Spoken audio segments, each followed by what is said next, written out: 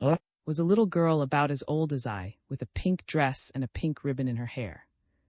Her hair was dark with curly locks, and she had dark blue starry eyes with long lashes. She was not at all angelic. I didn't care a great deal for angels, perhaps in especial because they always had fair hair. I had fair hair myself at that time, like most children, and light hair wasn't much, I thought. But I thought an awful lot of. I could go about thinking of her for whole days.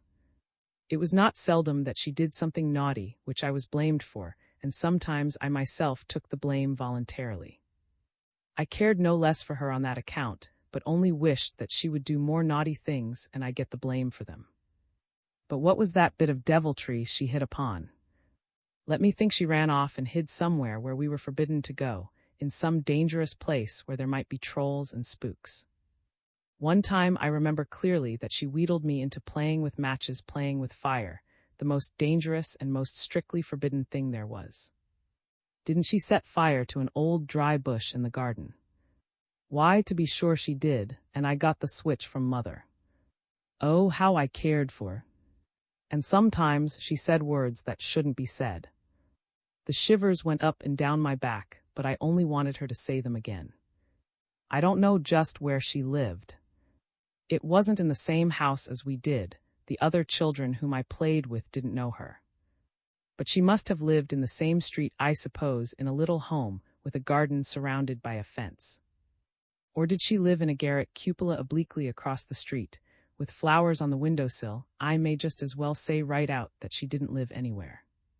She existed only in my imagination. Was the first creation of my fancy, at least the first I can recall. I was a good 6 or 7 years old, and at the age just as besides, at 60, 70 or more one often thinks aloud. To be brief, I went about prattling to myself as I imagined things about, and one fine day it happened, of course, that my mother heard me. "Listen to the boy," she said to my father. "Listen how he goes around talking to himself." And to me she said, "What is it you go around talking about? What are you thinking about?" Grown-ups have a terrible passion for asking children the most inconsiderate questions. I ran off and hid. Another day it was the same story, and still another day. Pain and embarrassment, questions that couldn't be answered.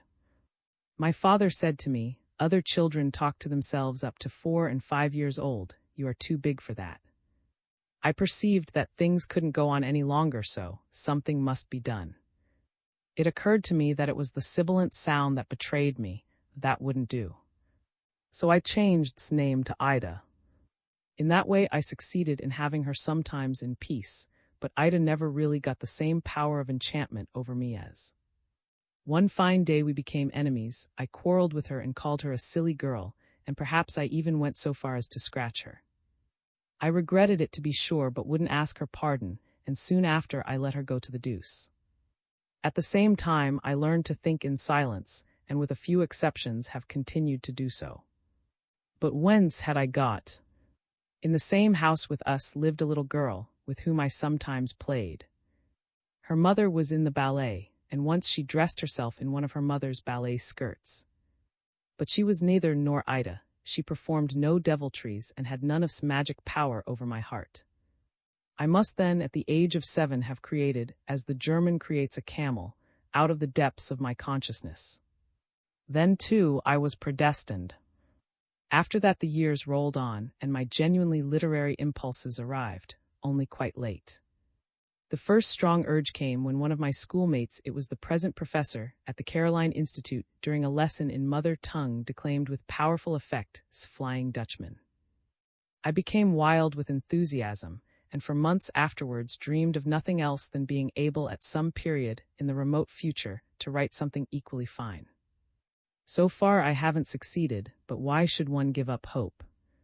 The Blue Anchor. Either was dancing in the salon, but in the darkened smoking room sat several men who did not dance. The younger ones had white flowers in their buttonholes, the older ones had decorations.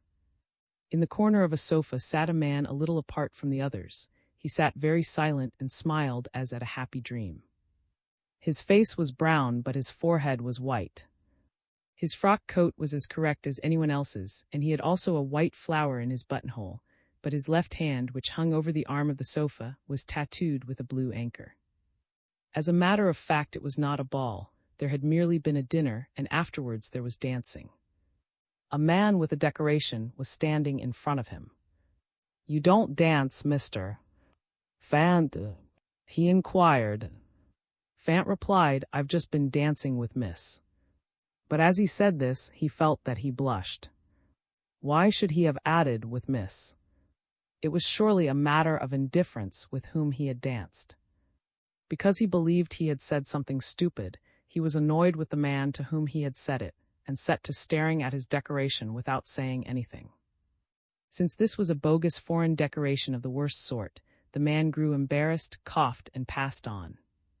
Fant remained seated and stared into a mirror which faced him on an oblique wall. But it was not himself that he saw in the mirror, it was the flooding light of the dancing hall and the sinuous lines of the women. They seemed to move silently in time with the music. Look at their red lips, look at the white curves of their arms, there she was again. For the third time she glided past across the mirror. It was her cousin she was dancing with, a boy, lately a student. Ah, well. No, he could not sit still, he could not look on any more. It surely signified nothing that the boy danced with his own cousin, but he could not look on. He rose and went out of the room. Someone asked, "Who is this Mr. Fant?" "He has invented something, a gas burner, I believe. He is already on the way to make a fortune." "But did you see," said the man with the foreign order, "did you see that he has a blue anchor tattooed on one hand?" They suddenly burst into guffaws. "Aye, aye." He sauntered back and forth through the rooms. He went out into the corridor. A couple of knights of Vasa were sitting on the woodbox talking about business while they gesticulated with two big cigars, on which they had left the labels. They grew silent as he passed. He came into a greenish room that was half dark. From the roof on a narrow cord hung a single electric light, its glow shaded by blue and green fringes. On a dressing table with a marble top, an old Chinese mandarin of porcelain sat sleeping on his crossed legs. How strangely far off the music sounded, as if from underneath. He set the mandarin's head in motion with a little punch of his little finger. Two mirrors repeated in unending succession the pale and lethargic nods of the yellow head. Now it was quiet, the music. All at once she stood there in the middle of the room. He had not heard her enter. She held out both hands to him. He took them and drew her to him for a kiss, but she freed herself almost immediately.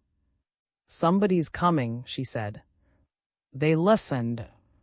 Voices approached and moved away again. When all was quiet around them, he pressed her to him in a long kiss. And he thought while she kissed him, "This is life. This is eternity." Far away in the green darkness nodded the pale head of the mandarin. "No one kisses like you," he muttered. "Many kiss like you," she responded, smiling. He thought to himself, "She's smiling so that I shall know she's jesting and that she has never kissed anyone else." While he caressed her two small hands between his, he noticed that she was looking at his left hand. "You are looking at the anchor," he said. "It's true that it is not handsome. And it won't come off." She took his hand and surveyed inquisitively the blue dots that formed an anchor. But she said nothing. "It was in Hamburg that was done," he said. "I was a ship's boy on a vessel. We had come ashore and gone into a tavern by the harbor. I remember it all so well, the fog, the many masts in the harbor, and the smell of the grease. My comrades were tattooed on the hands, arms, and body, and they thought I ought to have myself tattooed also. I couldn't refuse, or they would have thought I was afraid of the pain, for it hurt a great deal. But I thought, too, it was stylish. I was hardly 14, you know." "Are you tattooed on the body as well?" she asked. Smilingly and somewhat unwillingly he answered, "Yes, I have on the breast a ship and a bird, which is supposed to be an eagle, though it's more like a rooster." She looked long into his eyes, then slowly raised his hand to her lips and kissed the blue anchor. Aye. Years passed, and one day Richard Fant said to his wife as they were dressing to go out to dinner, "Do you know, I think the blue anchor is beginning to fade. Perhaps it's on the way to vanish entirely." "Oh, it's not as bad as that," she answered. In reality, her thoughts were in another direction.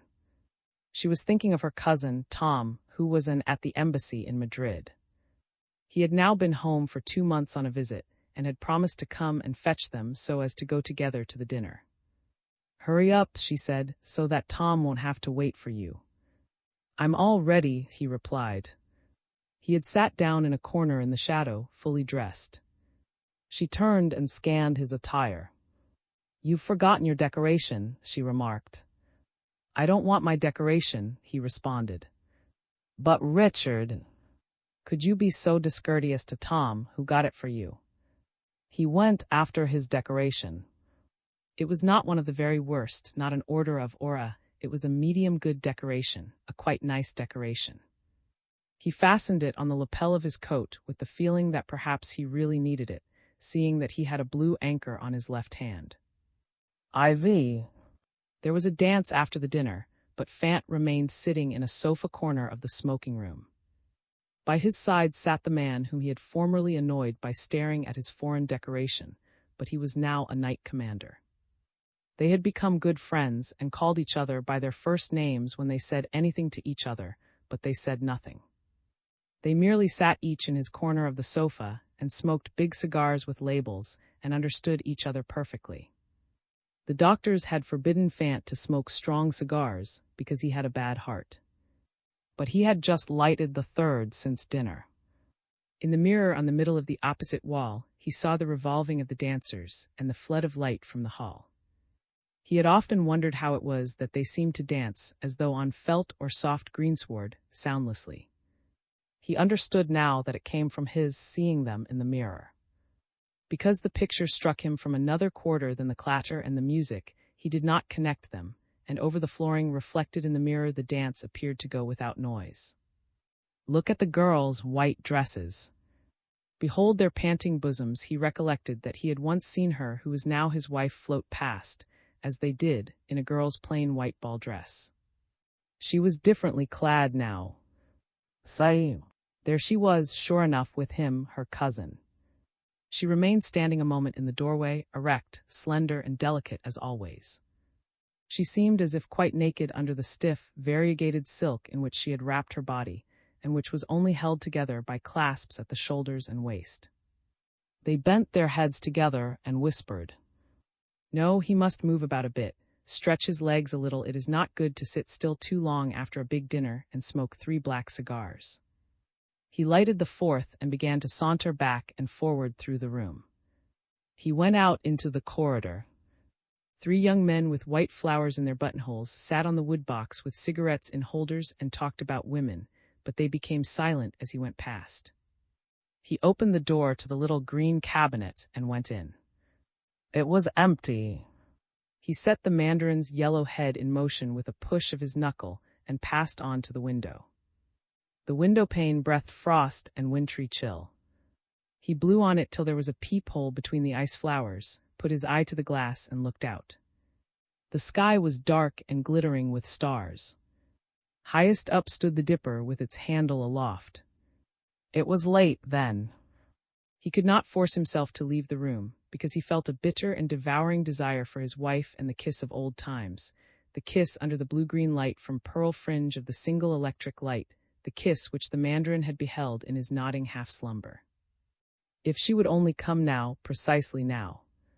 No one could kiss as she did, no one. He had kissed other women since she no longer loved him, but he had forgotten them all. He would not recognize them if he met them on the street. If she would only come. Yes, even if she but came to meet the other, even then he would take her forced and treacherous kiss as a boon, even then he listened. Whispering voices were audible outside the door, but they grew silent all at once and remained so. He had a strange sensation at his heart. He felt that in a couple of seconds he would lie stretched on the carpet, unconscious, but he held himself upright, and suddenly he heard from the entry where the young men were smoking their cigarettes a very clear voice which said, "Well, after all, it's only natural." One can't expect her to be in love with someone who has a blue anchor tattooed on his hand. The coffin stood in the middle of the room. The black-clad woman walked back and forth, back and forth. No, he's not coming. When he finally did come, he said, "Pardon me, beloved. I was delayed by someone who came to call." She nodded stiffly. She did not believe him because he had not kissed her. When he felt that they had stood too long silent, he said, "I must be off tomorrow. I've had a telegram from I swear to you that I'll come back," he added in a somewhat lowered voice as if he did not wish that the dead man should hear. She comprehended that he was lying and that he never meant to see her again. And she nodded. "Goodbye," she said. When he had gone, she went forward to the head of the coffin and looked at the dead man without thinking any further, for she was too weary. But as she stood there, she remembered suddenly that she had loved him. She had loved other men too, but it came to her now that she had loved this one most. At that thought she felt the tears rise from deep down in her heart. She took his left hand, the one with the blue anchor, and wetted it with her kisses and her tears. The burning city. Through the two windows with their bright lattice-figured curtains, the level sunlight of the winter morning falls in two slanting oblong quadrilaterals on the soft green carpet, and in the warm sunny spaces a little boy skips and dances. He knows but little of the world as yet. He knows he is little and is going to be big, but he does not know either that he has been born or that he will die. He knows he is 4 and will soon be 5, but he does not know what is meant by a year. He still measures time only into yesterday, today, and tomorrow.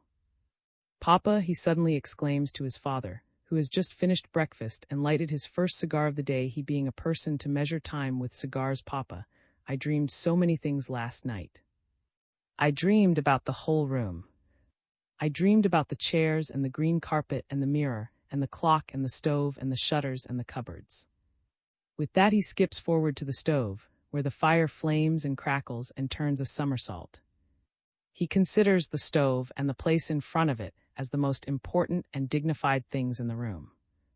His father nods and laughs at him over the corner of his paper, and the boy laughs back, laughs away uncontrollably.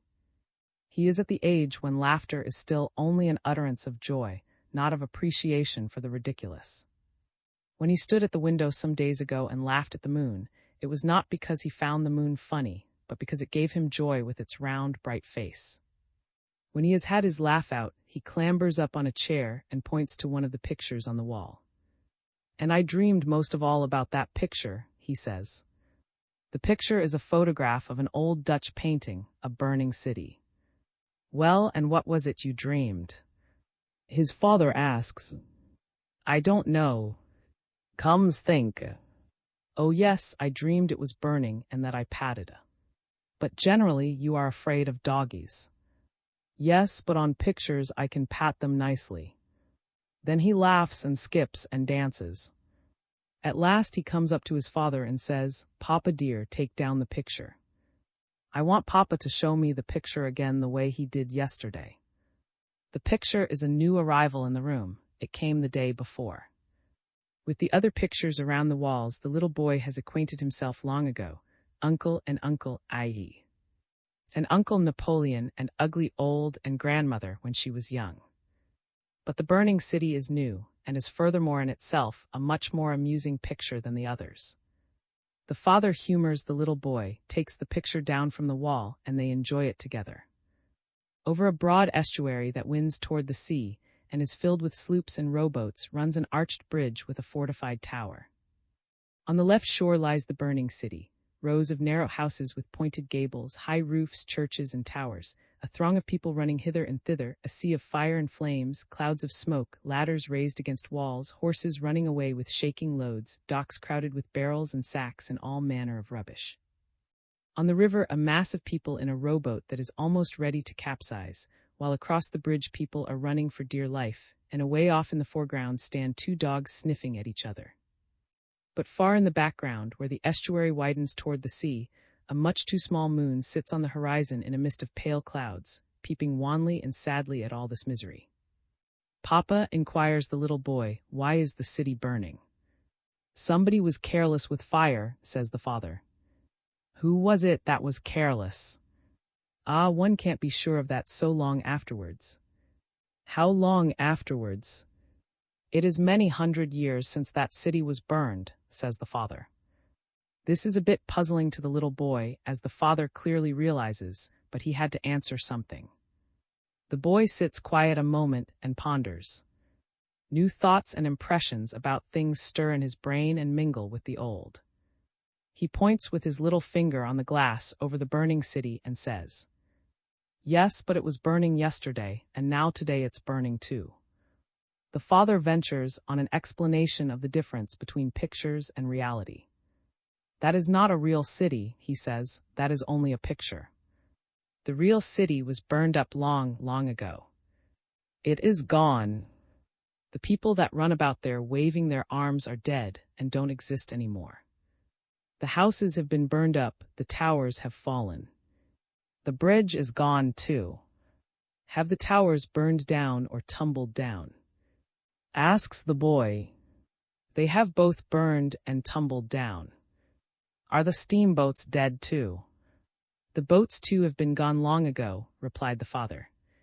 But those are not steamboats, they are sailing vessels. There were no steamboats in those days. The little boy sticks out his lower lip with a dissatisfied expression. But I see that they're steamboats, he says. Papa, what's that steamboat's name? He has a mind of his own, has the boy. The father is tired of the labor of instruction and holds his peace. The boy points with his finger to the old Dutch merchantman and prattles to himself. That steamer's name is, and that one's is, and that is the princess. Papa, he cries all of a sudden, is the moon gone too? No, the moon still exists. It is the one thing of all there that still exists. It is the same moon you laughed at the other day in the nursery window. Again the little boy sits still and ponders. Then comes yet another question. Papa, is it very long ago this city was burned? Is it as long ago as when we went away on the princess? It is much, much longer ago, answers the father. When that city burned, neither you nor I nor Mama nor Grandma was here. The boy's face becomes very serious all at once. He looks positively troubled. He sits quiet a long while pondering. But it seems as if things would not work out for him. Tell me, Papa, he finally asks, where was I when that city was burned? Was it when I was with Mama? No, old fellow, replies the father, when that city burned you didn't yet exist. The boy sticks out his under lip again with an attitude as much as to say, no, I can't agree to such a thing as that. He then repeats with emphasis, yes, but where was I then? His father answers, you didn't exist at all. The boy looks at his father with round eyes. Suddenly all the little face brightens. The boy tears himself away from his father and begins to skip and dance again in the sunny spots on the green carpet, crying at the top of his lungs. Oh ho, yes, I did just the same. I was somewhere. He thought his father was only joking with him. Such an idea was clearly too ridiculous. The maids used sometimes to talk nonsense to him in jest, and he thought his father had done the same. So he skips and dances in the sunlight. The chimney sweeper's wife. This is a grim and sad story. I heard it told more than once in my childhood, and it made me wonder and shudder. In a side street stands an old middle-class house with a smooth gray. Through a large round arched door without any decorations there is, to be sure, a date, and perhaps a couple of garlands with fruit. One comes upon a narrow courtyard paved with cobblestones, and a dark stone-paved fountain like so many of its kind, where the sun never strikes the path. An old linden with pollarded branches, blackened bark, and leafage thinned with age stands in one corner. It is as old as the house, older indeed, and is always a favorite resort for the children and cats of the courtyard. This was of old the yard of the master chimney sweep. Sweeper must have been a very good-natured old fellow. He had had success in life and had got together quite a large property. He was kind to the poor, harsh to his prentices, for such was the custom. So perhaps it needed to be, too, and drank toddy in the tavern every evening, for he had a poor life at home. His wife was likewise harsh to the prentices, but she was not kind to the poor or to anyone else either. She had worked as maidservant in Sweeper's house before she became his second wife. At that time envy and lust were the two of the 7 deadly sins which were nearest her nature. Now it was rather wrath and pride. She was large and strongly built, and in her earlier days must have been handsome. The son Frederick was slim and pale. He was born of the first marriage, and it was said that he resembled his mother. He had a good head and a cheerful disposition, and was studying to be a minister. He had just become a student when he fell into a long and severe illness, which held him to his bed a whole winter. In a wing of the court lived a charwoman with her daughter. Was her name really? I do not know, but I always called her so to myself when as a child I heard the older people tell of her on a winter evening in the twilight, and I pictured to myself a pale, shy little child's face, flooded about with an abundance of bright hair and with a very red mouth. She was 15 and had just been confirmed. Perhaps it was that being confirmed which made me represent her to myself as serious and quiet, like the young girls I used to see in church on Sunday, and which caused me to think of her as clad in a long, shiny black dress. In the spring, when the student began to convalesce, the charwoman's daughter came by his desire to sit at his bedside a while in the afternoon and read aloud. Mrs. did not approve of this. She was afraid a liking might grow up between them. Her stepson, for all she cared, might fall in love with whomsoever he wished and might betroth himself to that did not concern her, but at least it must not be with a charwoman's daughter. She kept a mistrustful eye on, but had to put up with the arrangement. An invalid should of course be diverted in some way or other, and the doctor had forbidden him to read in bed, because he had weak eyes and was not to overstrain himself. So the girl sat by his bedside and read aloud both religious and secular books, and the student lay there pale and weak, listening to her voice and looking at her too, in which he found pleasure. Such a red mouth she had. They were nearly of the same age. He was not over 17 or 18, and they had often played together as children. Soon enough they grew confidential. As often as possible Mrs.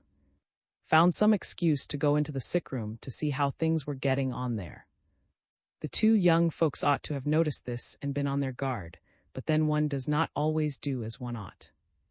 One day when she noiselessly and cautiously opened the door, matters were in the following state: had left her chair, which had been set at some distance from the bed, and now stood leaning over the headboard with her arms around the young man's neck. He in turn had raised himself half up with his elbows propped on the pillow and was caressing her hair with a thin white hand, while they kissed each other fervently.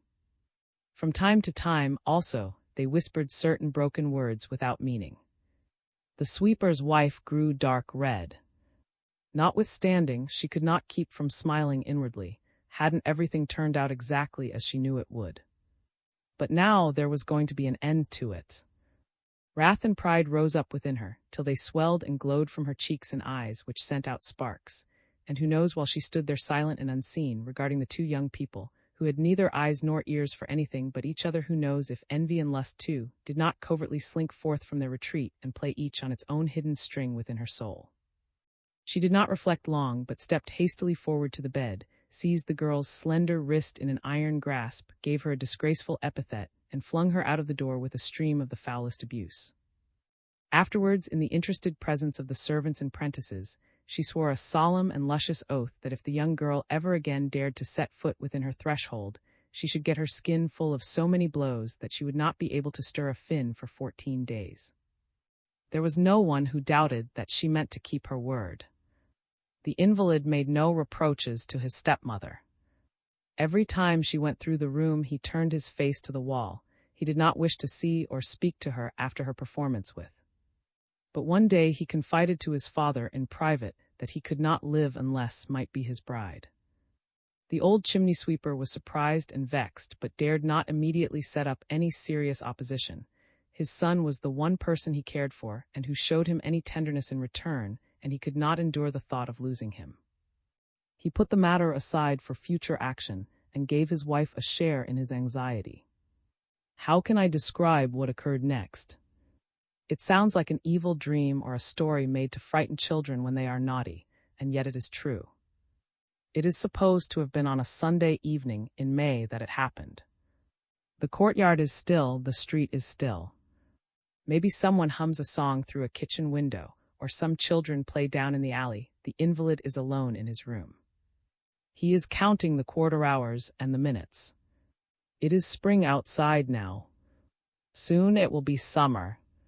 Shall he never get up from his bed, never again hear the woods murmur and rustle, never as before be able to measure the day in periods of activity and periods of rest?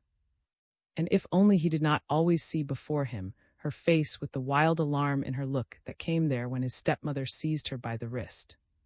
She had not needed to be afraid. The wicked woman would not have dared to do her any serious harm, for she knew that he had chosen her for his bride. So he lies there dreaming, now awake, now half awake, while he lets his pupils suck in the light of the sunbeam on the white door. When he shuts his eyes, there swims out an archipelago of poisonously green islands surrounded by an inky black sea. And as he dozes, the green passes over into blue, the black brightens to bluish red with ragged dark edges, and at last everything grows black together. He feels a light hand stroking his forehead, and he starts up in bed. It is. Stands before him, small and slender, with a smiling red mouth, and lays a bunch of spring flowers in front of him on the cover. Anemones and almond blossoms and violets. Is it true? Is it really she? How did you dare? He whispers. Your stepmother is away, she answers. I saw her go just now, dressed to go out. I heard she was to go to South Stockholm, and it will surely be long before she comes home. So then I slipped up the stairs and into you.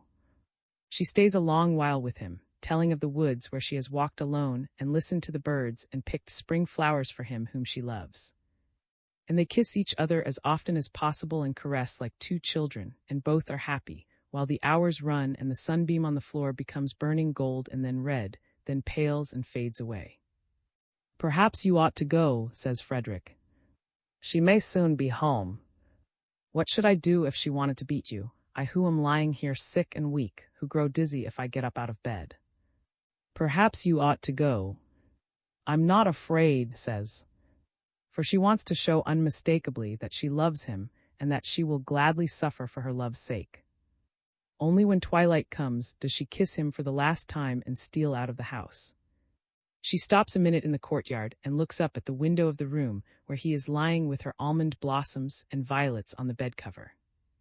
When she turns to the little room in the wing of the court, she stands face to face with Mrs. And she utters a little scream. There is no living human being in the courtyard, none but these two. Round about stand the walls, staring at them in the darkness with empty, black windows, and the old linden trembles in its corner. You've been up there, says the sweeper's wife. As a child, I always believed that she smiled when she said this, and that her teeth shone as white in the darkness as those of her husband's prentices.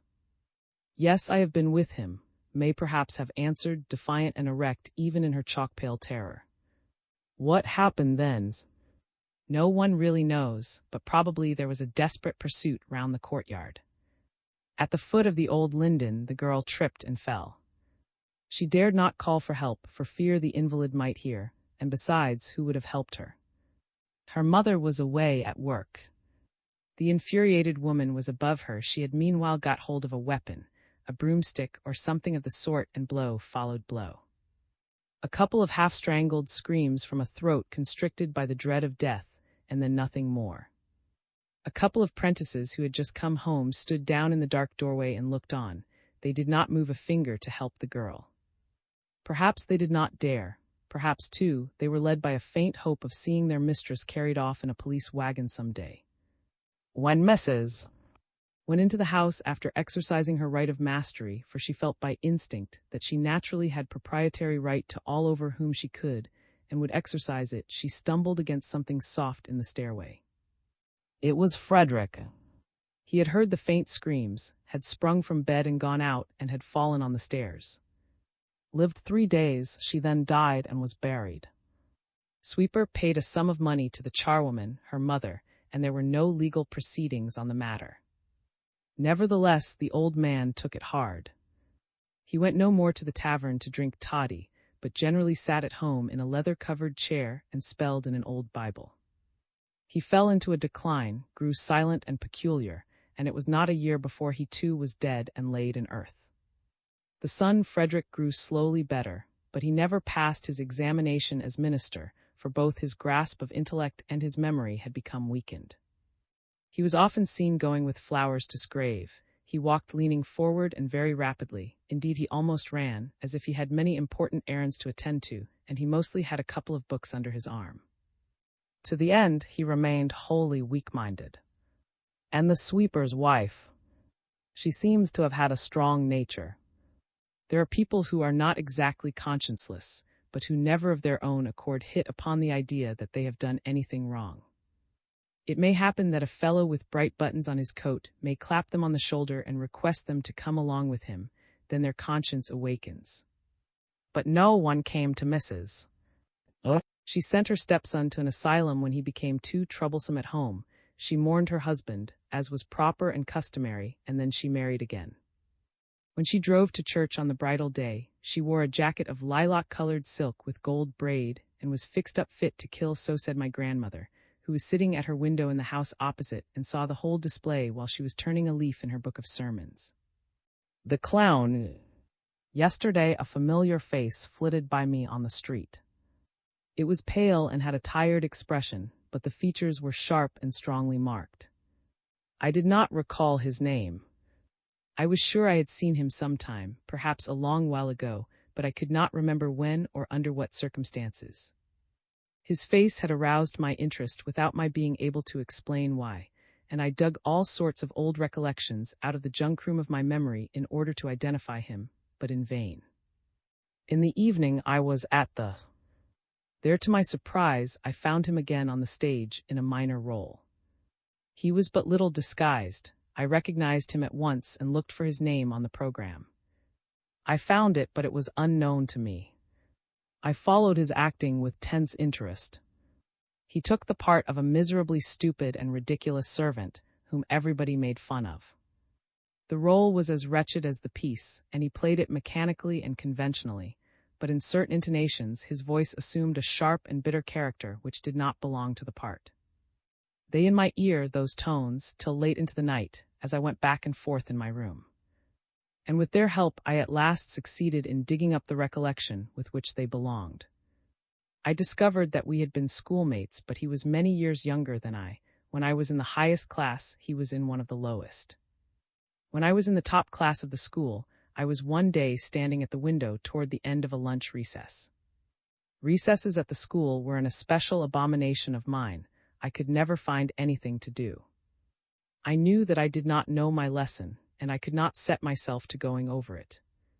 The slight vexation I felt about the coming lesson always faded before a greater, a vexation about life, a gnawing premonition that the days to follow would be as empty and meaningless as those which had passed.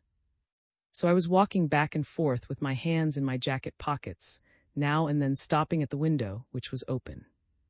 As I stood there, my attention was caught by a peculiar occurrence, which was taking place down in the yard just below the window.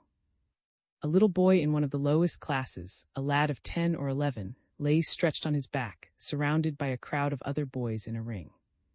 Their faces, most of them at any rate, had the expression of evil curiosity, which children and uncultured people do not know how to conceal. A little broad-shouldered fellow with high cheekbones, who gave the impression of being very strong for his age, stood in the ring with a whip in his hand. "You are my slave," he said to the boy on the ground, "aren't you? Say, I am your slave." "I am your slave," answered the child without hesitating, which indicated that this was not the first time he had said it. "Get up," ordered the other. The boy got up. Imitate B, the way he looks when he comes into class. B was a teacher who went on crutches. The boy went a couple of steps outside the ring, which opened to give him space. Then he came back on the improvised stage and executed as he did so the movements of a man walking on crutches. He did his part very well, the illusion was complete, and the onlookers applauded, but the little actor stood there with a serious expression. He had a pallid little face and black clothes. Perhaps he had just lost his father or mother. "Laugh," ordered the other with a light flick of the whip which he had in his hand. The boy tried to obey, but it did not come easily. The laugh sounded forced at the start, but it was not long before he succeeded in laughing himself into a genuine, quite natural guffaw, and with that he turned toward his master, as if it was at him that he laughed. But the latter already desired to have his slave show off new accomplishments. "Say, my is a damned scoundrel." The boy looked around the circle with a helpless glance. When he saw that no one gave a semblance of wanting to help him, and that, on the contrary, all stood in eager expectation of something really amusing, he said as low as he dared, "My is a damned scoundrel." That drew unbounded applause. Laugh cry. The child began to simulate weeping, but with that he now came into the mood he was ordered to imagine. The weeping stuck in his throat, and he shed actual tears. "Let him be," said an older boy in the circle. "He's crying in earnest." And with that the school bell rang. Some days afterwards he ran past me on the way from school. I noticed that his jacket was ripped open in the back. "Wait a bit," I said to him. "Your jacket has split open in the back." "No," he said, "it hasn't split open. They have cut it open with a penknife." "Have they your book for you too?" I asked. "Yes, they've laid it in the gutter." "Why are they so mean to you?" "I don't know. They are stronger than I am." He knew of no other reason. But of course that was not the only one. They must have found something in him that irritated them. I saw it in him that he was not like the others. The exceptional, the divergent, always irritates children and mobs. A schoolboy's eccentricities are punished by the teacher with a well-intended monition or a dry satiric smile, but by his comrades they are punished with kicks and cuffs and a bloody nose, with a torn jacket, a cap carefully laid under a rain spout, and his best book thrown into the gutter. Well, he is an actor now. That was surely his natural predestination. He now talks from the stage to a large public. It would be strange if sometime he did not make his way. I believe he has talent. Perhaps he will gradually transform his peculiarity to a pattern, according to which others try to conform, as to an inoffensive regular verb. The drawing in India ink.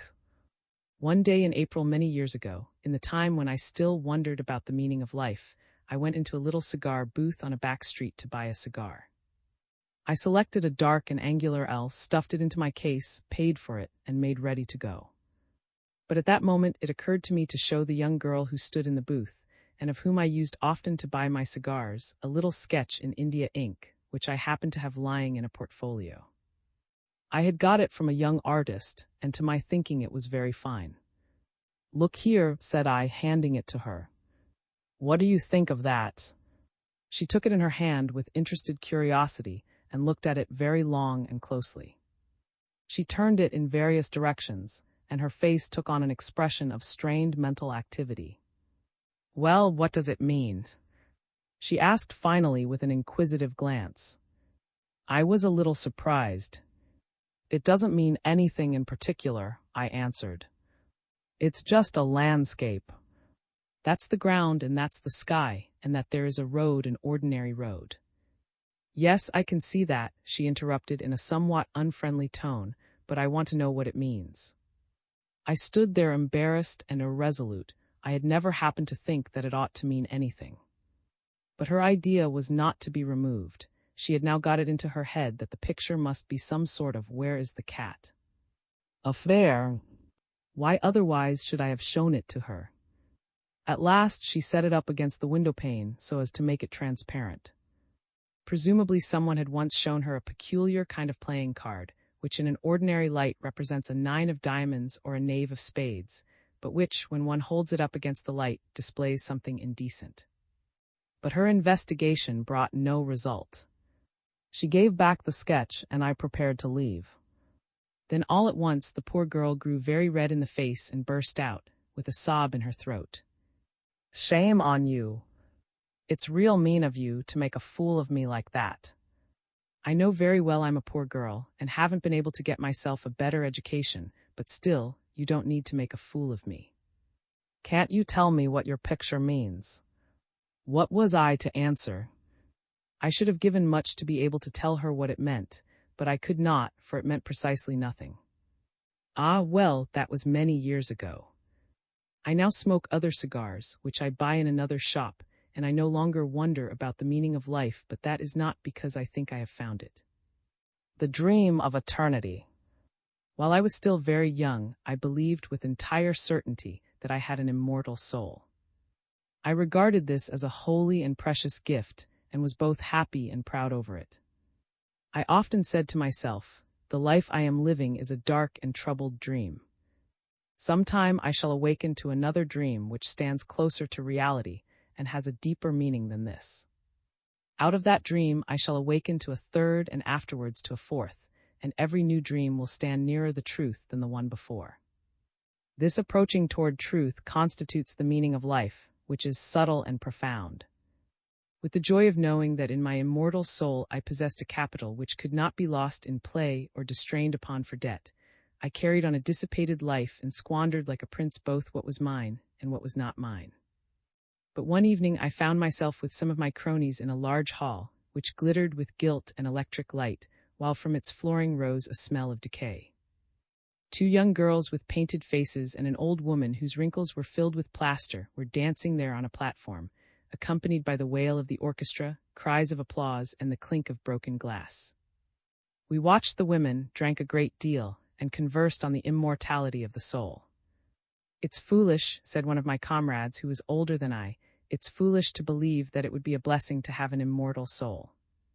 Look at that old harridan dancing there, whose head and hands tremble if she stays still a moment. One sees directly that she is wicked and ugly and entirely worthless, and that she's getting more and more so every day. How ridiculous it would be to imagine that she had an immortal soul. But the case is just the same with you and me and all of us. What a mean joke it would be to give us immortality." "The thing that I dislike most in what you say," I answered, "isn't that you deny the immortality of the soul, but the fact that you find a pleasure in denying it. Human beings are like children that play in a garden surrounded by a high wall. Time and again a door is opened in the wall, and one of the children disappears through the door. People then tell them that it is taken to another garden bigger and more beautiful than this, whereupon they listen a moment in silence and afterwards continue to play among the flowers. Assume now that one of the boys is more inquisitive than the others and climbs up on the wall so as to see where his comrades go, and when he comes down again tells the rest what he has seen, namely, that outside the gate sits a giant who devours the children when they are taken out. And they all have to be taken out through the gate in due turn. You are that boy, Martin, and I find it unspeakably ridiculous that you tell what you think you've seen, not in a spirit of despair, but as if you were proud and glad of knowing more than the rest." "The younger of those girls is very pretty," replied Martin. "It's dreadful to be annihilated, and it's also dreadful not to be able to be annihilated," remarked another of my friends. Martin continued this line of argument. "Yes," he said, "one should be able to find a middle course. Gird up your loins and go out to look for a midway degree between time and eternity. He who finds it may found a new religion, for he'll then have the most enticing bait that a fisher of men ever possessed." The orchestra stopped with a clash. The gold of the hall glittered more faintly through the tobacco smoke, and through the floorboards pressed continuously a smell of decay. The party broke up and we separated, each in his own direction. I wandered a long while back and forth on the streets.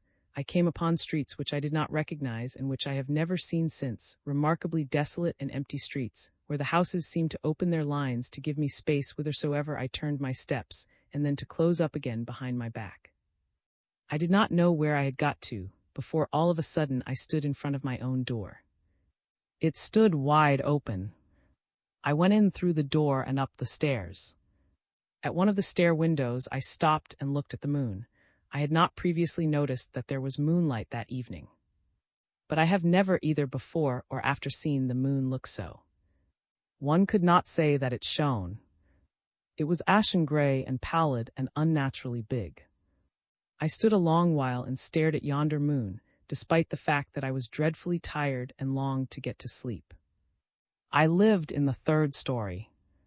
When I had gone up 2 flights, I thanked God there was only one left.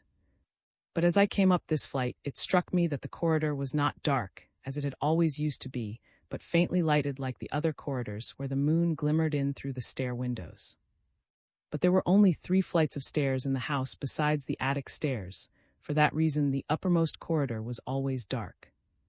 The door of the attic is open, I said to myself. The light is coming from the attic stairway.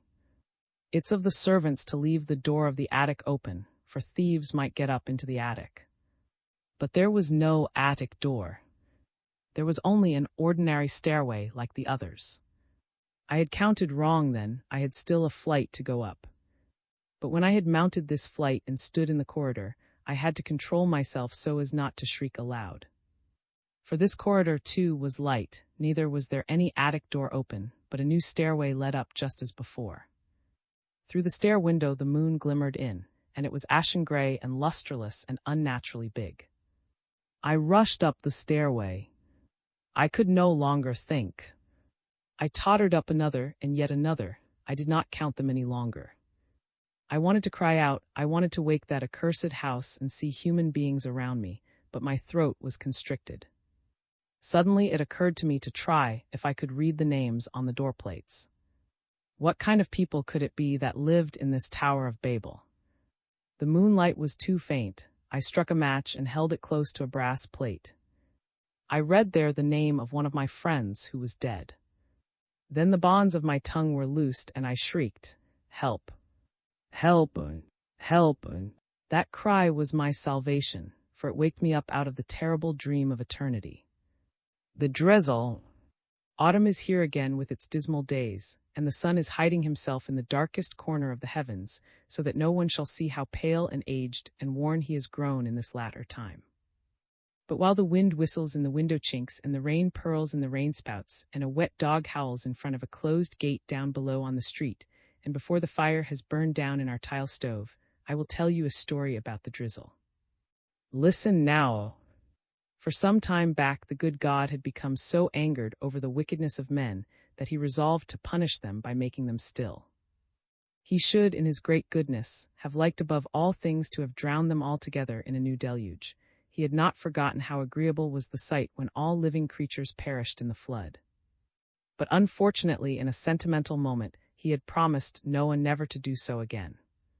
"Hearken, my friend," he therefore said to the devil one day. "You are assuredly no saint, but occasionally you have good ideas, and one can talk things over with you. The children of men are wicked and do not want to improve.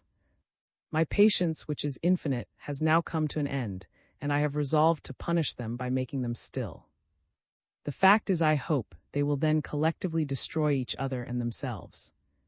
It occurs to me that our interests, otherwise so far apart, should here for once find a point of contact. What advice can you give me?" The devil bit the end of his tail reflectively. "Lord," he answered finally, "thy wisdom is as great as thy goodness. Statistics show that the greatest number of crimes are committed in the autumn, when the days are dismal, the sky is gray, and the earth is enveloped in rain and mist." The good God pondered these words a long while. "I understand," he said finally. "Your advice is good, and I will follow it. You have good gifts, my friend, but you should make better use of them." The devil smiled and wagged his tail, for he was flattered and touched. He then limped home. But the good God said to himself, "Hereafter it shall always drizzle. The clouds shall never clear, the mist never lift, the sun never shine more. It shall be dark and gray to the end of time." The umbrella makers and the overshoes manufacturers were happy at the start, but it was not long before the smile froze upon even their lips. People do not know what importance fair weather has for them until they are for once compelled to do without it. The gay became melancholy. The melancholy became mad and hanged themselves in long rows or assembled to hold prayer meetings. Soon no one worked any more, and the night became great. Crime increased in a dizzying scale, the prisons were overcrowded, the madhouses afforded room for only the clever. The number of the living decreased, and their dwellings stood deserted. They instituted capital punishment for suicide, nothing did any good. Mankind, who for so many generations had dreamed and poetized about an eternal spring, now went to meet their last days through an eternal autumn. Day by day the destruction went on. Countrysides were laid waste, cities fell in ruins. Dogs gathered in the squares and howled, but in the alleys an old lame man went about from house to house with a sack on his back and collected souls. And every evening he limped home with his sack full. But one evening he did not limp home. He went instead to the gate of heaven, and straight on to the good God's throne. There he stood still, bowed, and said, Lord, thou hast aged in these latter days. We have both of us aged, and it is for that reason we are so dull. Lord, that was bad advice I gave thee. The sins that interest me need a bit of sunlight once in a while in order to flourish. Look here. You've made me into a miserable rubbish gatherer. With these words he flung his dirty sack so violently against the steps of the throne that the cord broke and the souls fluttered out. They were not black but grays. That's the last of the human souls, said the devil. I give them to thee, Lord. But beware of using them if thou to create a new world. The wind whistles in the window chinks, the rain purls in the rainspouts, and the story is done. He who has not understood it may console himself with the thought that it will be fair weather tomorrow. The fur coat. It was a cold winter that year. People shrank up in the chill and grew smaller, all except those who had furs. Judge had a big fur coat. It almost belonged, moreover, to his official position, for he was managing director of a brand new company. His old friend, Doctor, on the contrary, had no fur coat. He had instead a pretty wife and 3 children. Doctor was thin and pale. Some people grow fat with marriage, others grow thin. Doctor had grown thin and remained so on this particular Christmas Eve. I've had a bad year this year, said Doctor to himself as he was on his way to his old friend John to borrow money. It was 3 o'clock of Christmas Eve, just the hour of the midday, had a very bad year. My health is fragile, not to say broken. My patients, on the contrary, have picked up, almost the whole lot of them. I see them so seldom nowadays. Presumably I'm going to die soon. My wife thinks so too, I've seen it in her looks. In such a case, it would be desirable that the event should happen before the end of January, when the cursed life insurance premium has to be paid. By the time he had reached this point in the process of his thoughts, he found himself on the corner of Government and Harbor Street. As he was about to pass the street crossing in order to proceed down Government Street, he slipped on a smooth sleigh track and fell, and at the same moment a sleigh drove up at full speed. The driver swore and the horse instinctively turned aside, but Doctor received a blow on the shoulder from one of the runners, and furthermore a screw or nail or some similar projection caught his overcoat and tore a big rent in it. People gathered around him. A policeman helped him to his feet, a young girl brushed the snow off him, an old woman gesticulated over his torn overcoat in a way that indicated she would have liked to sew it up on the spot if she could, and a prince of the royal house, who happened to be going by, picked up his cap and set it on his head. So everything was all right again except the coat. Lord, what a sight you are, said Judge, when came up to his office. Yes, I've been run over, answered. That's just like you, said, laughing good-humoredly. But you can't go home like that. You may gladly have the loan of my fur coat, and I'll send a boy home after my ulster. Thanks, said Doctor. And after he had borrowed the 100 kronas he needed, he added, we shall be glad to have you for dinner. Was a bachelor and was accustomed to spend Christmas Eve with. On the way home was in a better humor than he had been for a long time. That's on account of the fur coat, he said to himself. If I had been smart, I should have got myself a fur coat on credit long ago. It would have strengthened my self-esteem and raised me in the popular opinion. One can't pay such a small fee to a doctor in a fur coat as to a doctor in an ordinary overcoat with worn buttonholes. It's a bother that I didn't happen to think of that before. Now it's too late. He walked a stretch through King's Garden. It was dark already, it had begun to snow again, and the acquaintances he met did not recognize him. Who knows, though, whether it's too late, went on to himself. I'm not old yet, and I may have been mistaken about the question of my health. I'm poor as a little fox in the woods, but so was John not so long since. My wife has grown cold and unfriendly toward me in these latter times. She would surely begin to love me afresh if I could earn more money and if I were dressed in furs.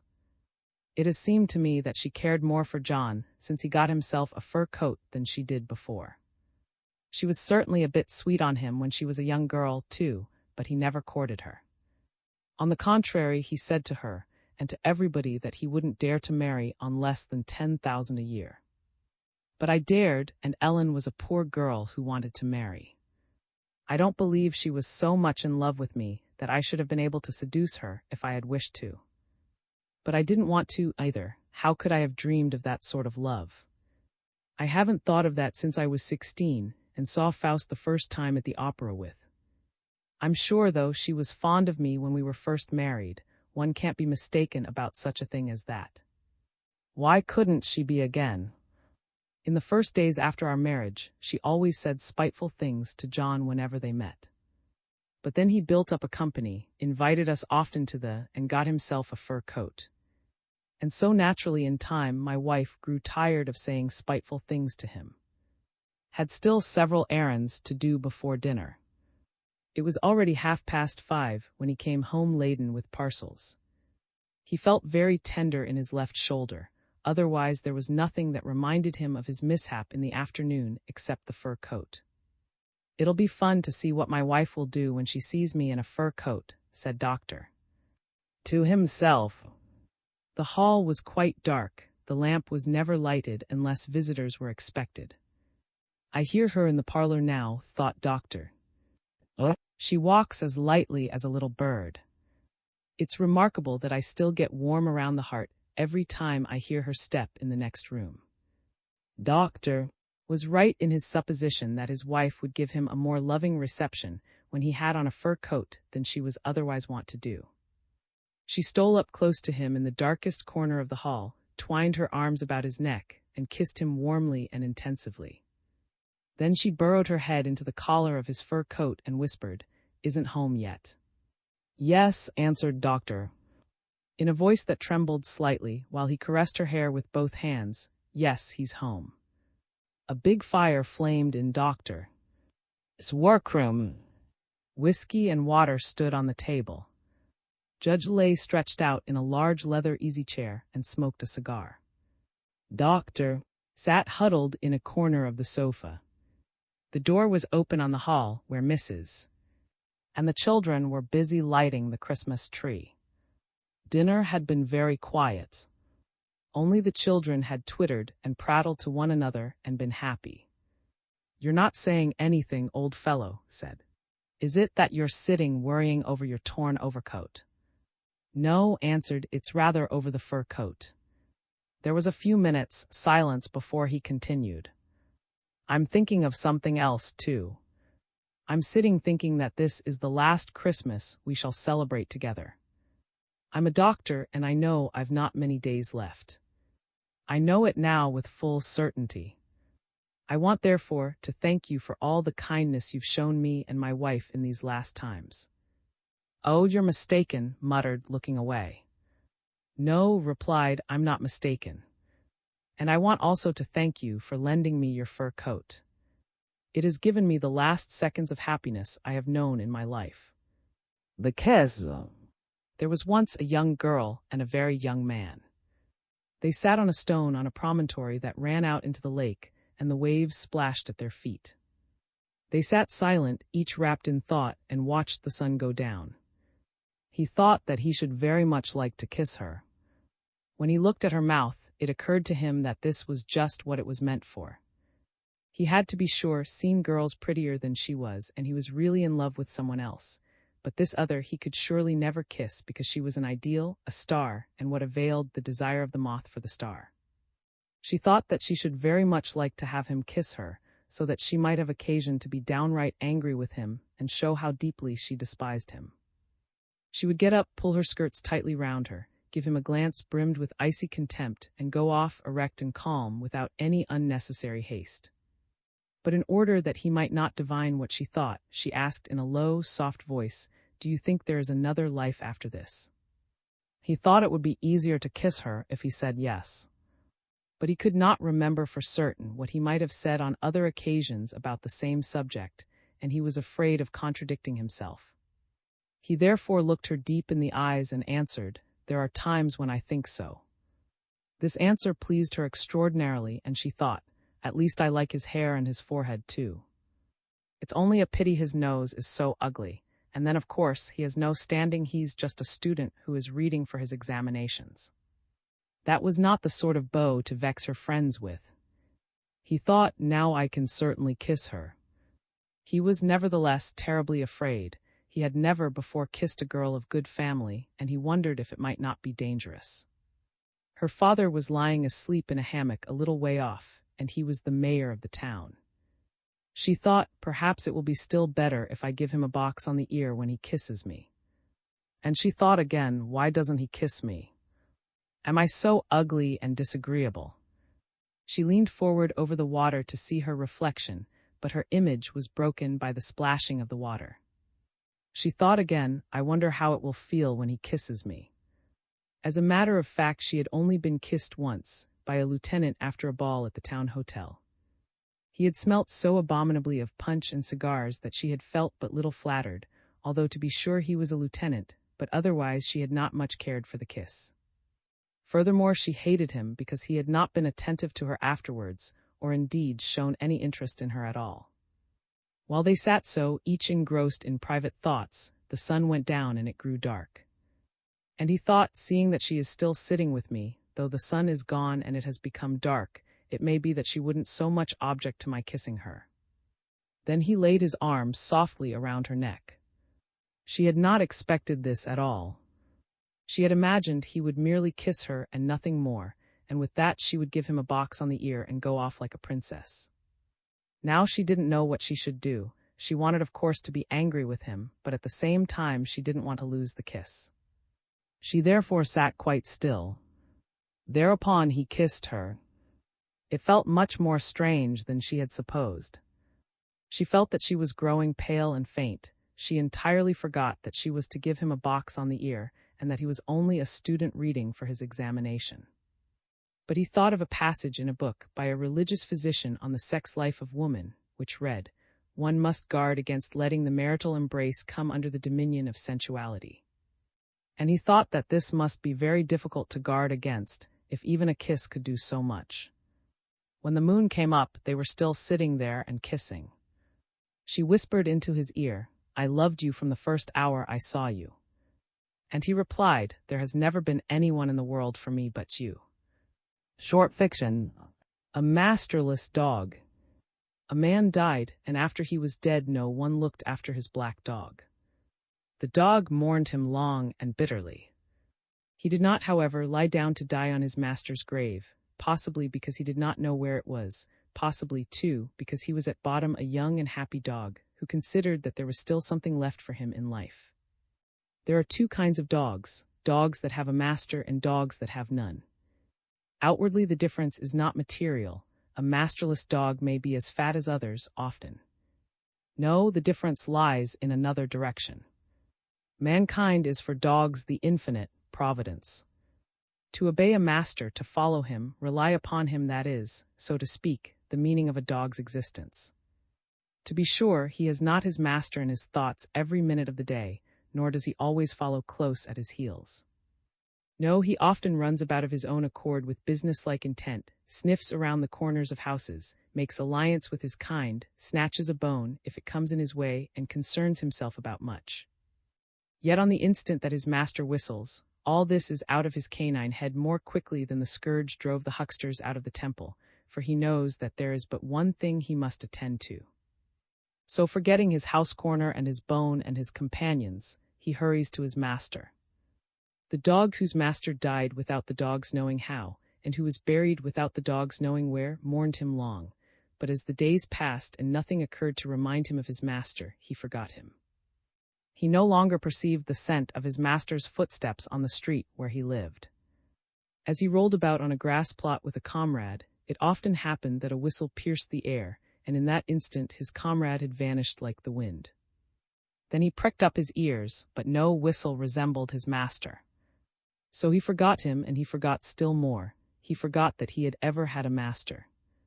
He forgot that there had ever been a time when he would not have regarded it as possible for a dog to live without a master. He became what one would call a dog that had seen better days, though it was in the inner meaning of the expression, for outwardly he got along fairly well. He lived as a dog does live. He now and then stole a good meal in the square and got beaten, and had love affairs and lay down to sleep when he was tired. He made friends and enemies. One day he thoroughly thrashed a dog that was weaker than he, and another day he was badly handled by one that was stronger.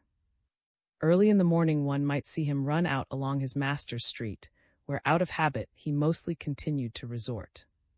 He ran straight forward with an air of having something important to attend to, smelt in passing a dog that he met, but was not eager to follow up the acquaintance, then continued his journey, but all at once sat down and scratched himself behind the ear with intense energy.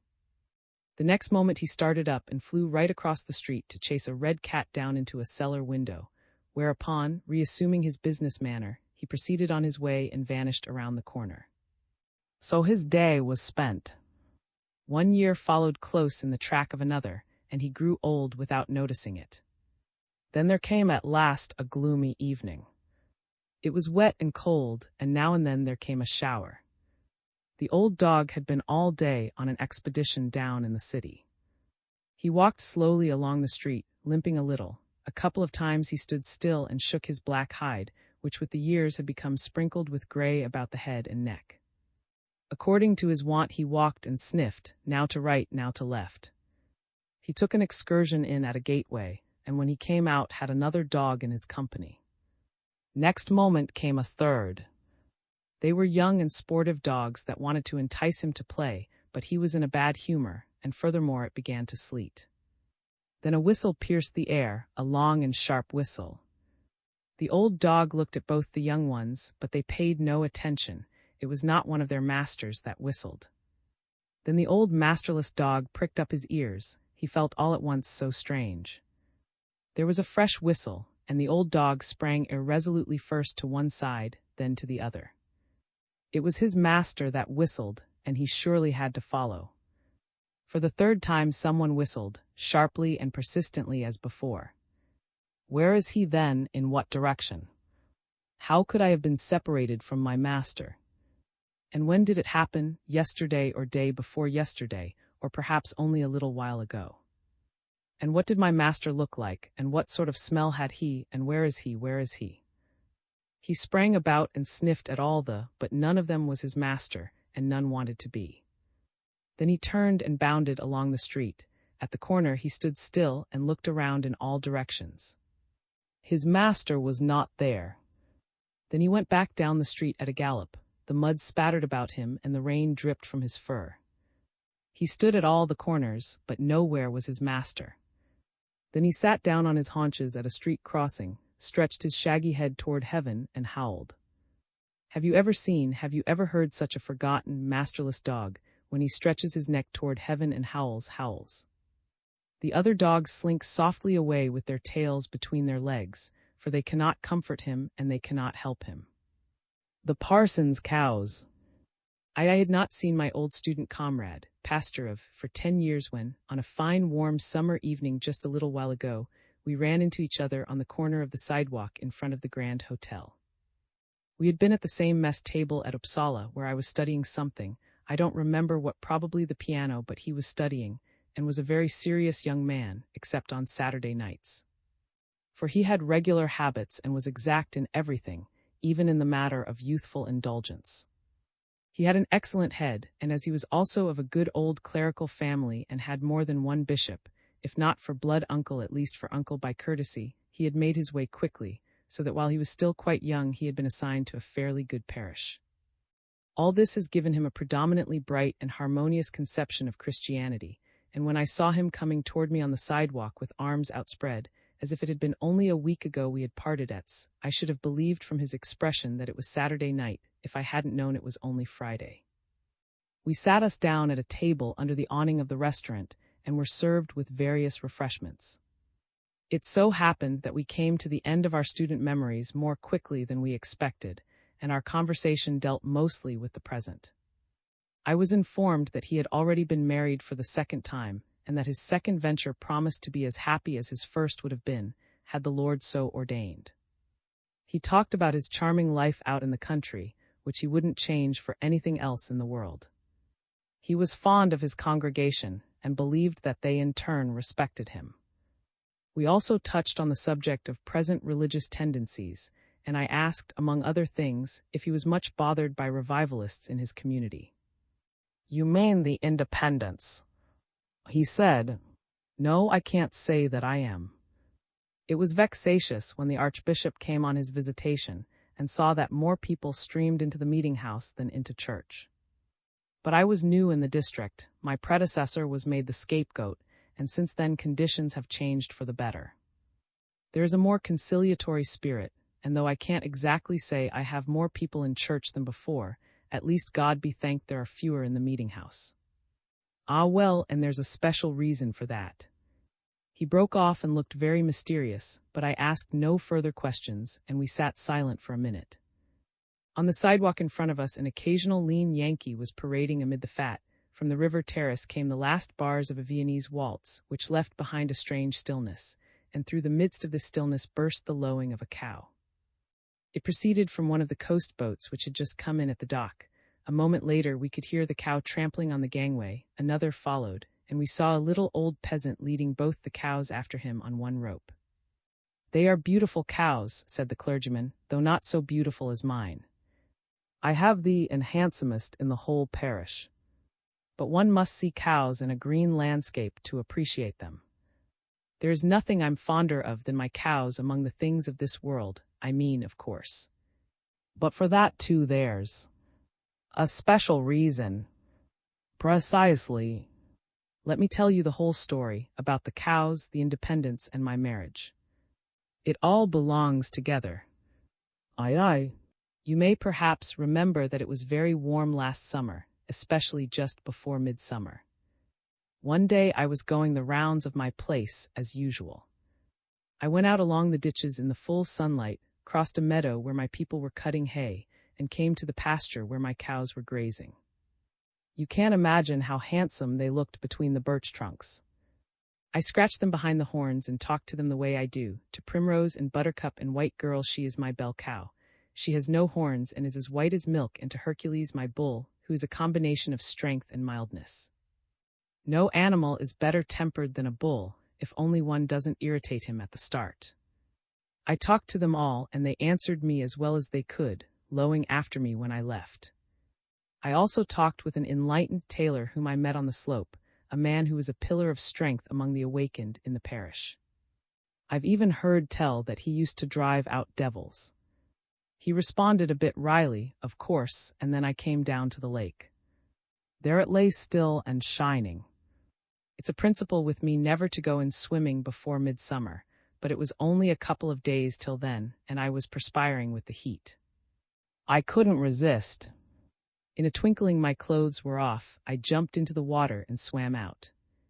However, it was colder than I had thought, and I didn't stay in long. But when I came out, what did I see but all the cows coming toward me? I called to them and they came nearer, but slowly and cautiously. White Girl came first, with Hercules close beside her. When they were 10 or 15 paces away, I suddenly saw by their expression that they didn't recognize me, that they didn't even take me for a human being. And in Hercules' look I thought I saw something I had never seen there before. I confess that all at once I got frightfully scared. If you want to know what panic terror means, picture yourself stark naked in front of a dozen large beasts with sharp horns. I have 11 cows and a bull with a lake behind you. I for my part went half crazy with fear and began to run along the shore. Then some life came into the cows. I heard them behind me at a sharp trot. What was I to do? I caught hold of a bough that was fairly low and swung myself up into a tree. It was high time, the whole herd was upon me, and Hercules snorted at me and butted the tree with his horns. Well, he couldn't reach me, and luckily it was so warm that I didn't catch a chill, though ordinarily my stomach is very sensitive. I tried to talk sense to them, but there was no possibility of such a thing. White Girl responded only with contempt. Primrose lowered her head and gave me an ugly look, and Hercules lost his composure for the first time. And in their way they were right. How could they conceive that this strange white thing which took flight at their coming and climbed into a tree, this animal which had neither black clothes, nor spectacles, nor a straw hat with a wide brim, was identical with their master and good friend? This creature must then inevitably be their enemy, or at least a strange, ridiculous, and indecent phenomenon which ought to be combated. Aye. It is, however, luckily a fact that a violent emotion is seldom long-lived, at least not with animals. After a while the luscious grass began to distract their attention, and I hid myself in the leaves as much as I could, in the hope of being forgotten. The beasts had already begun to spread out, and I began to hope for liberation. The rough bark was most uncomfortable to my skin when I heard the prattle and laughter of girls' voices. It was the schoolmistress and the enlightened tailor's 2 daughters, all of them enlightened, of course, who were coming with towels in their hands to bathe. I can't deny that I whispered to myself, "This is the very devil." I only hoped that they wouldn't see me, and I vowed in turn to look the other way. As far as that goes, there wasn't much to look at, if I except the youngest. They were, I must say, so quick in their motions that I had hardly time to think what I should do before the younger girl was standing with 1 foot in the water, and all her clothes neatly laid on a stone. To be frank, I didn't dare to turn my head away for fear of making a rustle in the leaves. Well, soon all 3 of the girls were splashing in the water, while I was sitting in my tree as silent as a little rat. There's nothing like getting used to things. The bark no longer hurt my poor skin as much as before, and I began to submit to my fate and hope for a happy end to the story. So there was, too, in the end, though not in the way I imagined. The girls came out of the lake again, but the schoolmistress happened to come ashore a bit farther away, of course just where my clothes were. She came running to tell of her discovery. "A man's clothes are over there, there's a man bathing right by us." "But where has he gone?" "He must have swum far out." They dressed in a great hurry, then stood and listened. They could hear nothing, could see nothing out in the lake. Had he been drowned? And who could it be? They would have to look more carefully at the clothes. The youngest was the boldest. She stole off and came back with the news. "It's the parson." "Only think if he's been drowned. What will become of his poor soul?" The schoolmistress wondered. "His soul, nothing," responded the youngest girl, angry and at the same time with a sob in her throat. "He confirmed me 3 years ago, and I was very fond of him, even if he didn't have the true revelation. But God isn't as spiteful as you are." Suddenly they all grew silent and began to stare up into the tree as if they were bewitched. Then they let out a triple shriek, and the next instant they were off like the wind. Finally I got down out of the tree and dressed. I was comparatively calm. You must admit I hadn't much more to lose. Never, surely, was a poor servant of the Lord so innocently placed in such a damning situation. It wasn't long before the tailor came to the spot with 2 more of the faithful. They looked a bit grim, all 3 of them, but in the tailor's eyes was a gleam of secret fire. You can imagine the rascal's delight at the thought of driving out the devil from no less a person than the lawful guardian of his soul, the parish minister. However, by the greatest luck I had already managed to get my clothes on, and with them the dignity of which I was now in so much need. Before the tailor could open his mouth, I told him I should call on him in the afternoon and explain everything, whereupon I dismissed them with a wave and went off with firm composure. That afternoon I fortunately met the girl first.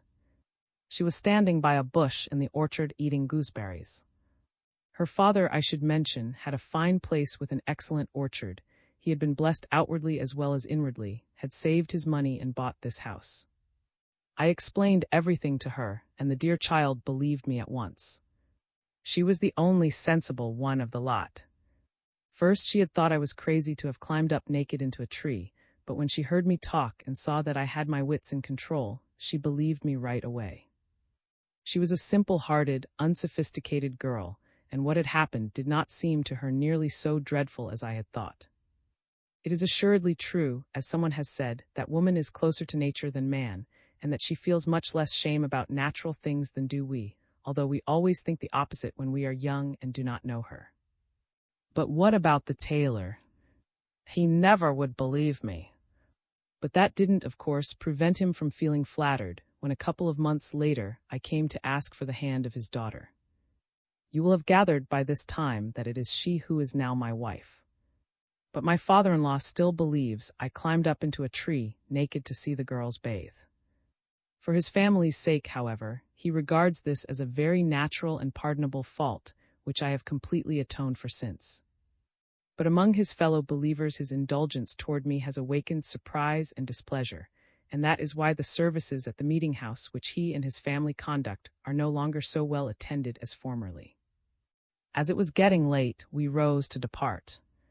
When we separated, we shook hands heartily, and I wished him all success, both for the victory of the true church and for the good turn which the affair had taken in respect to him personally. Thanks, said he, I am happy already. It is, to be sure, a fact that my wife has not had the same intellectual advantages as I, but she has the culture of the heart. And it made an impression on me, too, that she laid down her clothes so neatly, whereas the others threw them all higgledy-piggledy. The wages of sin. This is the story of a young girl and an apothecary with a white vest. She was young and slim, she smelled of pine woods and heather, and her complexion was sunburned and a trifle freckled. So she was when I knew her. But the apothecary was a quite ordinary apothecary. He wore a white vest on Sundays, and on a Sunday this attracted attention. It attracted attention in a place in the country so far away from the world that no one in that region was so sophisticated as to wear a white vest on Sundays except the apothecary. This, you see, was how it happened that one Sunday morning there was a knock at my door, and when I opened it, the apothecary stood outside in his white vest and bowed several times. He was very polite and very much embarrassed. I beg your most humble pardon, he said, but Miss was here yesterday with her sisters while you were away, and when she went, she left her poetry book for you and me to write something in it. Here it is. But I don't know at all what to write. Could you perhaps kindly? And he bowed again several times. We will think the matter over, I answered in a friendly tone. I took the book therefore, and for my own share inscribed a translation of Bist, which I had made myself and which I always use for that purpose. I then began to search among my papers to see if by any chance I had some old verses from my school days which would suit for the apothecary. Finally, I came upon the following bad poem. You set my thoughts in turmoil, I wither in longing's blight. In solitude you haunt me, I dreamed of you in the night. I dreamed that we walked together side by side in the twilight dim, and through your lowered lashes I saw the bright tear swim. I kissed your cheek and your eyelids, I saw the teardrop fall, but oh, your red, red lips, love, I kissed them most of all. One cannot always dream sweetly. Small rest since then have I known, for, sorrowful oft and weary, I watch through the night hours alone. Alas! Your cheeks so soft, love, I touch but with glances tryst, and those red lips, my darling, I never, never have kissed. I showed the apothecary this poem and offered to let him use it. He read it through attentively twice and blushed all over with delight. Did you really write that yourself? He inquired in his simplicity of heart. Yes, I'm sorry to admit. He thanked me very warmly for the permission to use the poem, and when he went out of the room, I imagine, we both had the feeling that we must drop the formality of Mr. at the first opportunity. That evening there was a little party at the girl's house. Young folks were there. We drank cherry syrup on a veranda festooned with hop vines. I sat and looked at the young girl. No, she was not like herself. Her eyes were bigger and more restless than usual, and her mouth was redder. And she could not sit still on her chair. From time to time she cast a furtive glance at me, but more often she looked at the apothecary. And the apothecary looked that evening like a turkey cock. When the punch was passed around, we dropped the mister. We young people went down on the meadow to play games.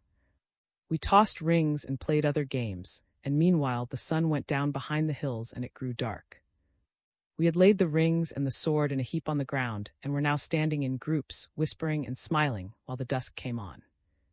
But the young girl came up to me through the dusk, and took me aside behind a shed. "You must answer me a question," said she. "Did the druggist really write his verses himself?" Her voice trembled, and she tried to look away as she spoke. "Yes," I said. "He wrote them last night. I heard him going back and forth in his room all night." But when I had said that, I felt a sting in my conscience, for I saw that she was a pretty and lovable child, and that it was a great sin to deceive her so. "Who knows?" I said to myself, "who knows? Perhaps this is the sin of which the scripture says that it cannot be forgiven." The twilight deepened, it became night, and a star burned between the trees in the wood where we were walking in pairs. But I was alone. I do not remember any more where I went that evening. I separated from the others and went deeper into the wood. But deep within the wood among the firs, I saw a birch with a shining white stem. By the stem stood two young people kissing, and I saw that one of them was the young girl who smelled of pine woods and heather. But the other was the apothecary, and he was a quite ordinary apothecary with a white vest. He held her pressed against the white stem of the birch and kissed her. But when he had kissed her 3 times, I went away and wept bitterly. Short fiction. Translated by Charles Stork. May you do good and not evil. May you find forgiveness for yourself and forgive others. May you share freely, never taking more than you give. Copyright pages exist to tell you that you can't do something. Unlike them, this page exists to tell you that the writing and artwork in this are believed to be in the United States public domain. That is, they are believed to be free of copyright restrictions in the United States. The United States public domain represents our collective cultural heritage, and items in it are free for anyone in the United States to do almost anything at all with, without having to get permission. Copyright laws are different all over the world, and the source text or artwork in this may still be copyrighted in other countries. If you're not located in the United States, you must check your local laws before using this. Standard makes no representations regarding the copyright status of the source text or artwork in this in any country other than the United States. Non-authorship activities performed on items that are in the public domain's so-called sweat of the brow work don't create a new copyright. That means that nobody can claim a new copyright on an item that is in the public domain for, among other things, work like digitization, markup, or typography. Regardless, the contributors to this release their contributions under the terms in the CC01 Universal Public Domain Dedication, thus dedicating to the worldwide public domain all of the work they've done on this, including but not limited to metadata, the imprint, colophon, this, and any changes or enhancements to, or markup on the original text and artwork. This dedication doesn't change the copyright status of the source text or artwork. We make this dedication in the interest of enriching our global cultural heritage, to promote free and culture around the world, and to give back to the unrestricted culture that has given all of us so much. Vox. This little village is the most conventional in the world. When, as it sometimes happens, an artist in presenting to the world the product of his imagination ventures to overstep the prescribed bounds of convention, thereby desecrating the gifts a kind providence has bestowed upon him, not only are the people filled with a spirit of righteous indignation, but the little dogs become indignant as well. This I observed but yesterday. The clock struck 3 as, by hours of labored research within its cool walls, I stepped out of the library, laden with ponderous tomes so learned that none would be able to recognize even the titles, though I should name them. Without was the blessed warmth of a summer's day. At once I turned aside into the lane under the great green trees, whence chance led me at length to the summit of that eminence where the Father of the ages, silent and immovable, sits dreaming, the man-child asleep on his knee. On the bench before this little group in bronze, I sank exhausted. Throwing my books to the left and to the right, I lighted a cigarette and halfway closed my eyes. I have observed that one is able to view the world more synthetically when one looks upon it with half-closed eyes. All lines become more simple, and all confusing gradations of shade are eliminated, while figures glide back and forth over the scene as silhouettes in separate planes.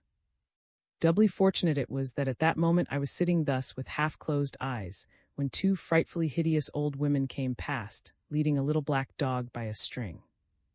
Now the situation is this. There in the background, the father of the ages sits dreaming his age-old dream of generations to come. Dreaming of them, he has certainly mistaken everything that is beautiful and good. Here, in the seat of the observer, I wait, while in procession between us pass two frightfully hideous old women, forward from left to right, leading between them a little black dog by a string. The father of the ages, as everyone knows, is a highly unconventional creation of the sculptor's art. I remind you of this, lest you have forgotten. It is a part of the story.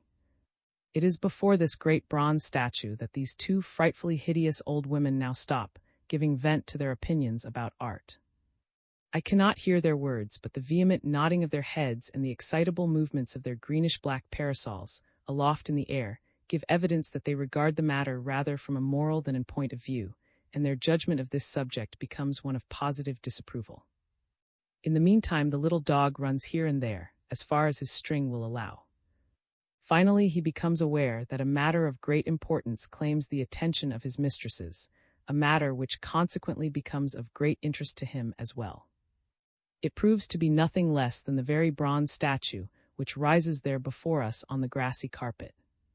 He then sits primly upright on his haunches, his ears pricked and his nose upturned, attentively listening to the two frightfully ugly old women, and soon he, no less than I, apprehends by the aid of the nodding heads and frenzied gesticulations of greenish-black parasols that the group in bronze is the object of their spirited disapproval.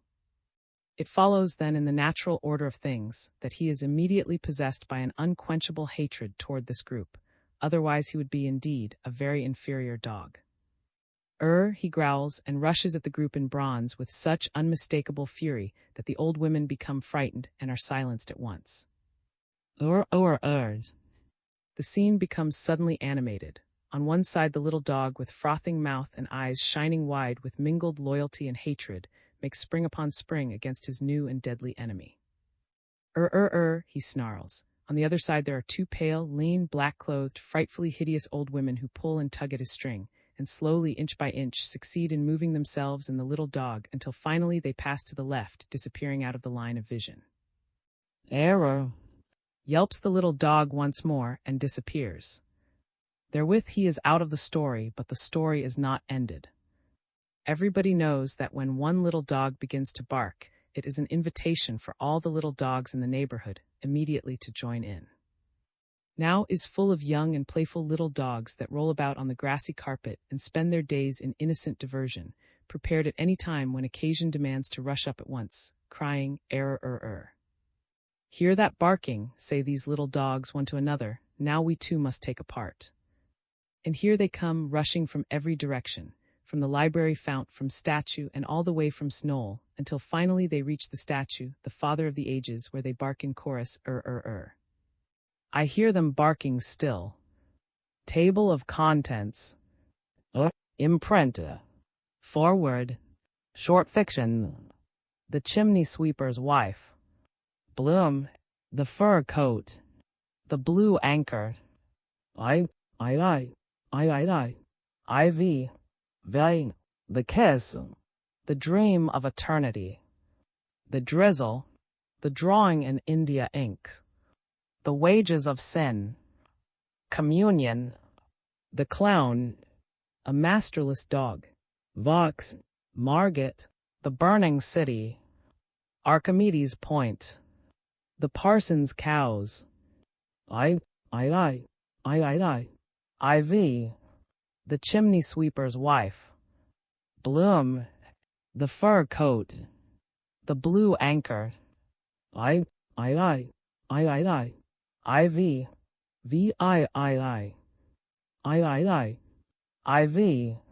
Vai the kiss. The dream of eternity. The drizzle. The drawing in India ink. The wages of sin. Communion. The clown, a masterless dog. Vox, Margate, the burning city. Archimedes' point. The parson's cows. I, I, IV, IV, Colophon, landmarks, short fiction, Archimedes' point. I once knew a little street Arab. He was the same age as I and lived in the same square.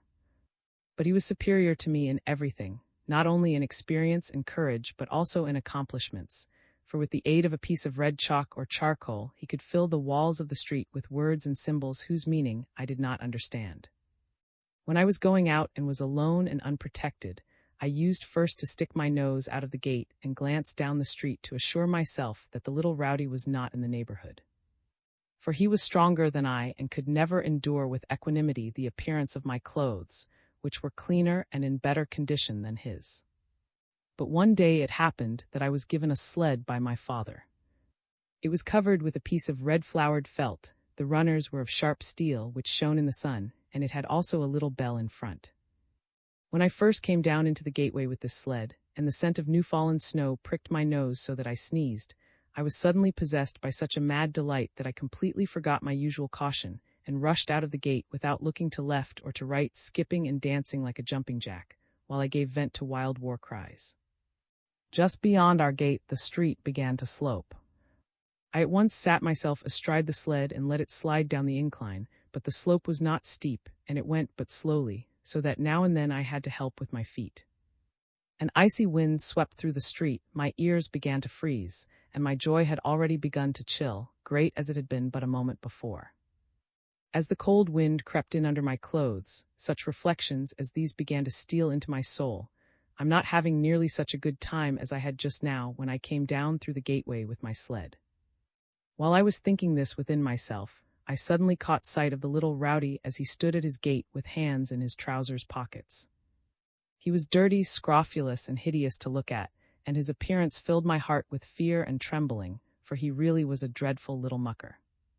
I saw no chance of getting away. I sat still on my sled without stirring a limb, like a rabbit before a boa constrictor, waiting till the little rowdy should come out of his gate and thrash me. But lo and behold, my guardian angel was watching over me. The little rowdy did not come out of his gate. He stood where he was with his hands in his pockets, and looking at me with indifference rather than hate, spoke only the following words. "Give yourself a shove from behind, kid, and you'll go faster." Thereupon he took a piece of charcoal from his pocket, scratched a monosyllabic word on the wall, and vanished in at the gate. But I continued down the slope, scrambling with my feet to keep going, for the track was not very steep. Suddenly, however, it struck me that there might be some truth in the little rowdy's words. If I sit on my sled, thought I, and someone comes behind and gives me a push on the back, I shall slide on a bit. So if I push myself on the back now, it will naturally have the same effect as if someone else did it. It was so simple, how stupid I was not to have thought of that before. I looked around cautiously to assure myself that the rowdy was not near, for I did not want him to see that I was following his advice. After that, I began to thump myself on the back as hard as I could. But as the sled did not stir from its place, I thumped my back till I was red and hot, and 2 serving maids stood still and laughed at me, but the sled never moved. Then I grew vexed and cross, took my sled by the rope and ran home with it, wishing I had an elder brother who could thrash the little rowdy for me. At the dinner table I related my adventure to my father, and asked him to explain how it was that one could not go forward on a sled by thumping oneself on the back. My father neither laughed at me nor said I was stupid, as most fathers would have done, but tried to give me a logical explanation of the phenomenon. He tangled himself up so badly in contradictions, however, that in the end I got the impression that he did not understand much more of the matter than I did. I then doubted whether I should ever find the explanation to this riddle, and asked my worthy father if at least he would not thrash the little rowdy. But he answered that he had not time. Hours fly and years pass. The little rowdy grew up to be a big rough. I myself went to school and came to learn a great deal, but I never got any satisfactory explanation of how it is that one cannot push himself forward on a sled by hitting himself on the back. It sometimes happens still that I lie awake at night puzzling over the question. And if some day I have a son and he asks me about it, I am fully resolved to laugh at him and tell him he is stupid. Bloom. On a brilliant August morning at 8 o'clock precisely, the gates of the establishment were opened for 3 boarders of the establishment, who had come there for various causes and sojourned for various periods. These periods were exactly suited to the grade and kind of their differences with the law-abiding community as proved by their conduct. They did not know each other, and having no feeling of brotherhood through their common misfortune, they said to one another neither good morning nor goodbye. The man who came out first was a thick-set fellow with a beast-like forehead and heavy wrists. One dark evening he had fallen upon an old workman whom he did not like, knocked out some of his teeth, and kicked him in the chest so that he coughed blood for several days. He had been given a month for assault and battery, which did him little harm, and he betook himself hastily to the nearest tavern. Next came a man who had swindled an impersonal entity, known as a bank, of a fairly large sum of money.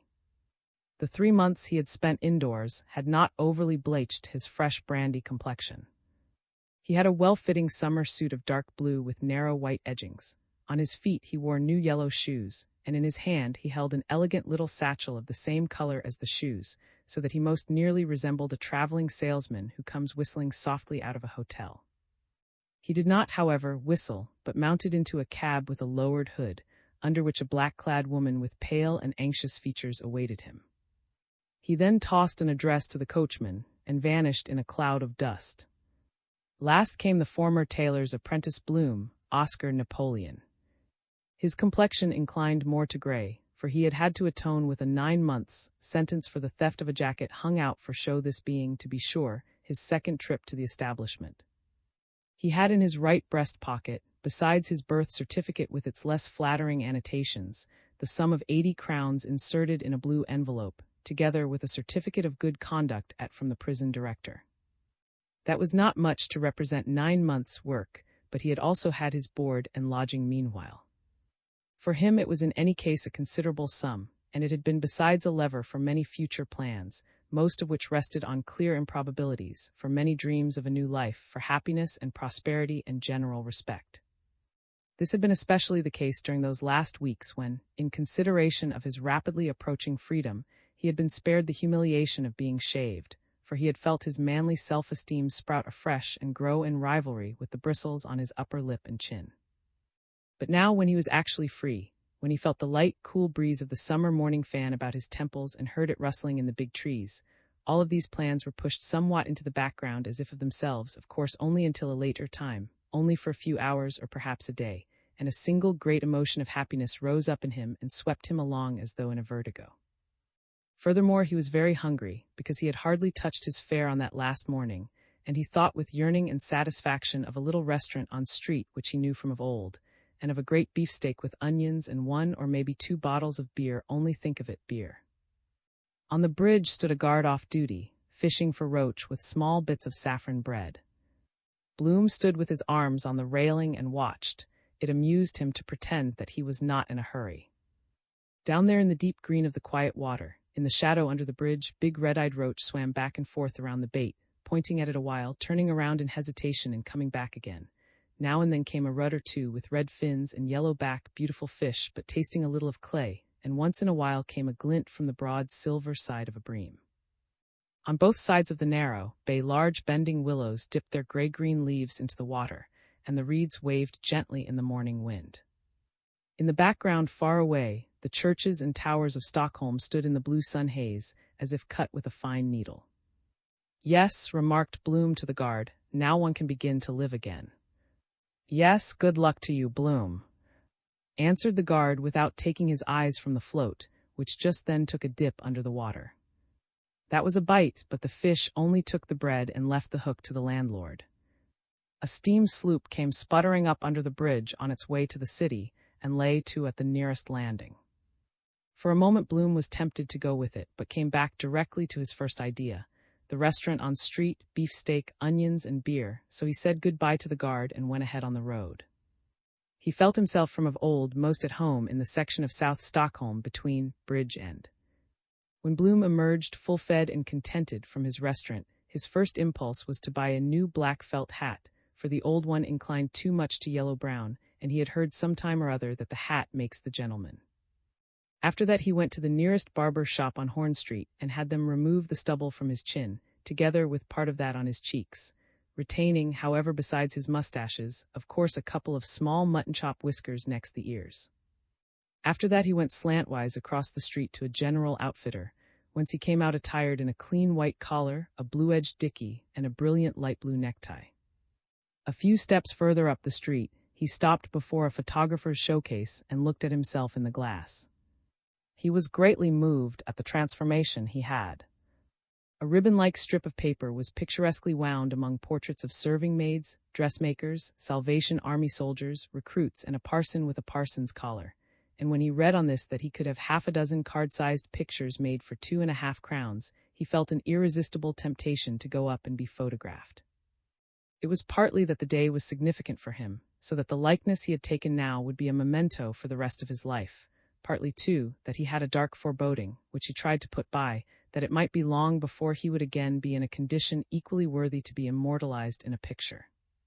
Furthermore, he had had himself photographed at various times previously, and he remembered with satisfaction the agreeable feeling he had experienced in seeing his ego in an, as it were, glorified aspect, without spots on his coat or damaging inequalities in his complexion, handsomely shaved and with a dignified and engaging expression.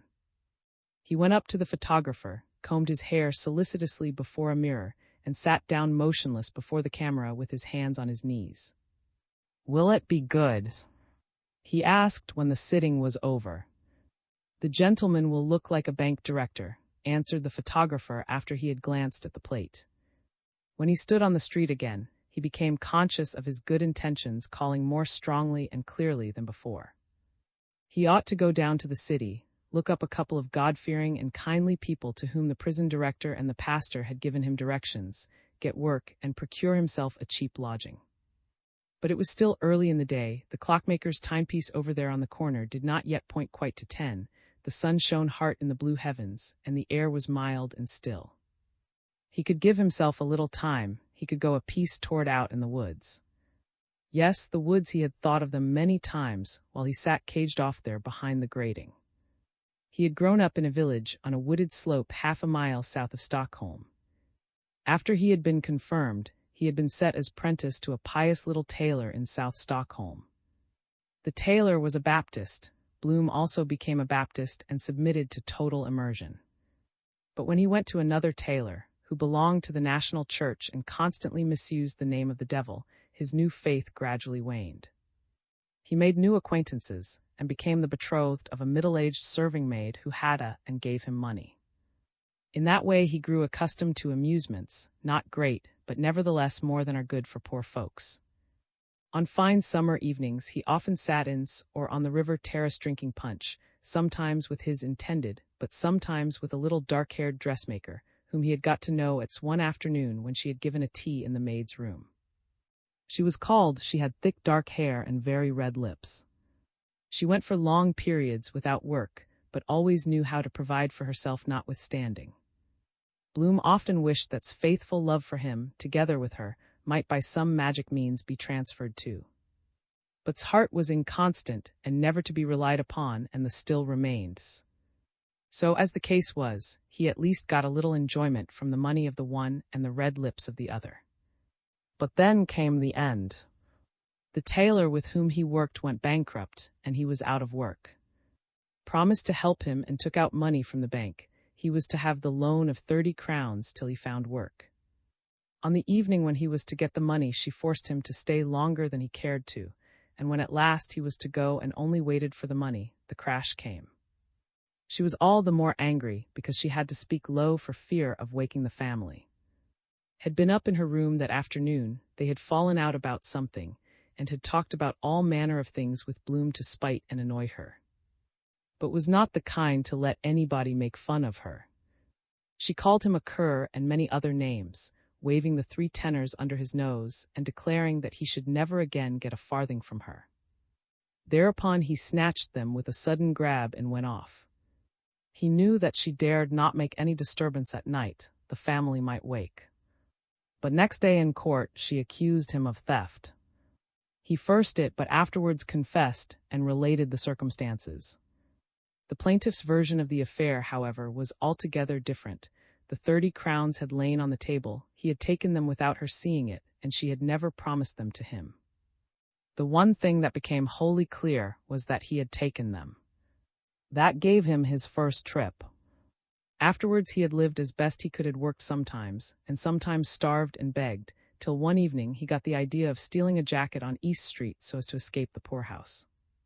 He had come down to bridge.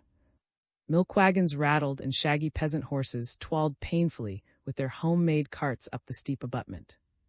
From the 100 factory chimneys around the shore of the smoke ascended quietly toward the welkin in straight columns, as from a sacrifice well-pleasing to the Lord. The Continental Express rushed southward along the railway embankment, its dining car full of breakfasting travelers with anchovies on their forks. But in the peaceful nook between the bridge and the shore, a family of ducks swam to and fro, some white, some speckled with the suggestion of a wild duck's plumage, while in the middle of the flock the drake stood on a floating plank on one foot with his head under his wing, asleep. Bloom took a roll that he had brought with him from the restaurant on street, crumbled it to pieces, and threw the pieces to the ducks. The flock at once grew more lively. Even the drake lifted his head and opened one eye, but shut it again. He was quite white, and his shut eyelid was also white, so that Bloom had to think of the blank, uncanny marble eyes he had seen in the National Museum one Sunday many years ago. The others snapped among the bits of roll.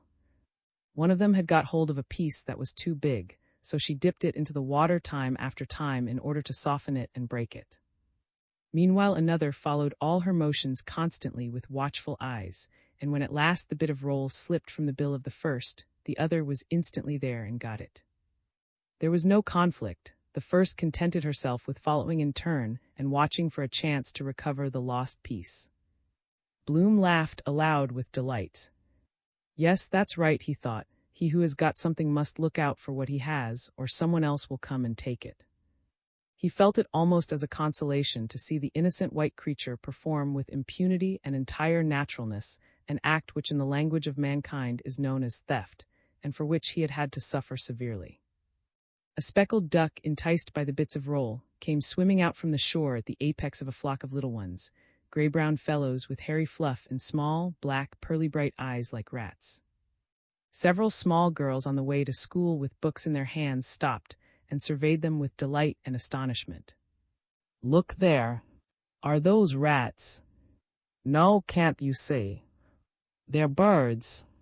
Only think they aren't afraid of the water." "Those are ducklings," explained Bloom, adding a didactic tone.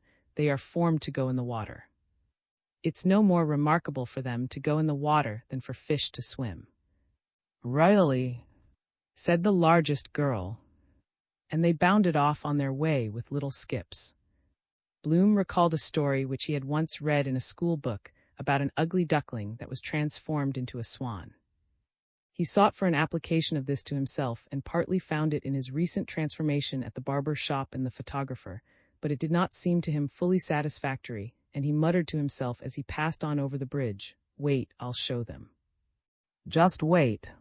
It was very warm, and when he came to the other side of the bridge where nettles and burdocks were standing, gray with dust, by the edge of the road, he took off his jacket, stuck the crook of his stick through the loop, slung it over his shoulder, and went on out along the road whistling a cheerful tune. A little in front of him went a young woman with a bundle in her hand, and he hurried his steps so as to see how she looked from in front. As he came nearer, all at once his heart nearly stood still in his breast, for he thought it must be. At the same moment she turned. "No, if it is." After the first expression of surprise had vanished from her face, she smiled affably and seemed not unpleasantly affected at seeing him. She was going to see an acquaintance who lived a little further out, and they went on together. He found her changed, fuller than before and redder in complexion, as if she had drunk a good deal of beer. She asked where he had been all the long time that they had not seen each other. He felt a certain satisfaction in her not seeming to know of his second trip, and he improvised something about a lengthy illness and employment for a while with a tailor in a neighboring town. Chattered incessantly. She talked of common acquaintances and lamented over wrongs she had suffered. Had been worst of all to her. But now she was married to a street cleaner who had already drunk up her money and who beat her every day, and it served her right. She related besides a great deal about herself, but in a style that hardly seemed to make any to veracity. Bloom let her prattle, and for his own part did not say much. He thought of the 9 months he had spent in solitude. He took her gently by the arm and guided her in on a path that led into the wood, and she grew silent in the midst of her talk and followed him without saying anything. The path led into a deep covert along a fence and hedge that enclosed a solitary orchard. From this orchard several big silver poplars spread their wide and lofty crowns. On the other side rose a fir-clad slope with mosses and ferns and dusky thickets. Over the tops of the firs, a white summer cloud sailed slowly. Bloom was awakened by a big raindrop, which fell heavily on his right eyelid. He half raised himself and rubbed his eyes had he been asleep. He was alone, and it was raining. It did not rain hard as yet. These were only the first big drops, but a black cloud was hanging directly over him. Where was? He had thrown his jacket with the stick a little to one side. He got up and put it on.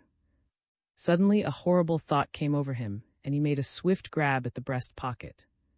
It was empty. The blue envelope was gone, the envelope with the money and the prison director's recommendations.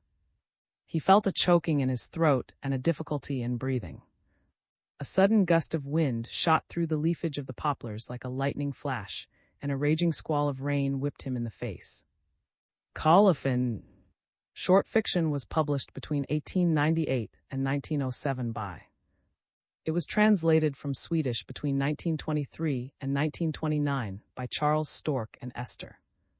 This was produced for Standard by Robin and is based on a transcription produced in 2021 by Chuck and distributed proofreaders for Project and on digital scans from the Internet Archive. The cover page is adapted from Portrait of, a painting completed in 1916 by.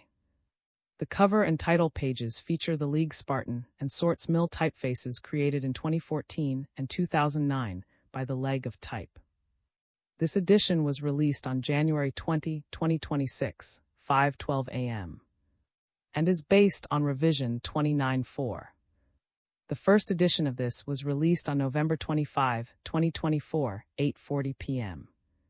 You can check for updates to this, view its revision history, or download it for different systems at org Short Fiction various translators. The volunteer-driven Standard project relies on readers like you to submit typos, corrections, and other improvements. Anyone can contribute at .org. Communion. It happened when I was hardly more than a boy. It was on a blustering autumn evening on board a coast steamer. We had not yet come in from the country, and I had to go in and out of town to school.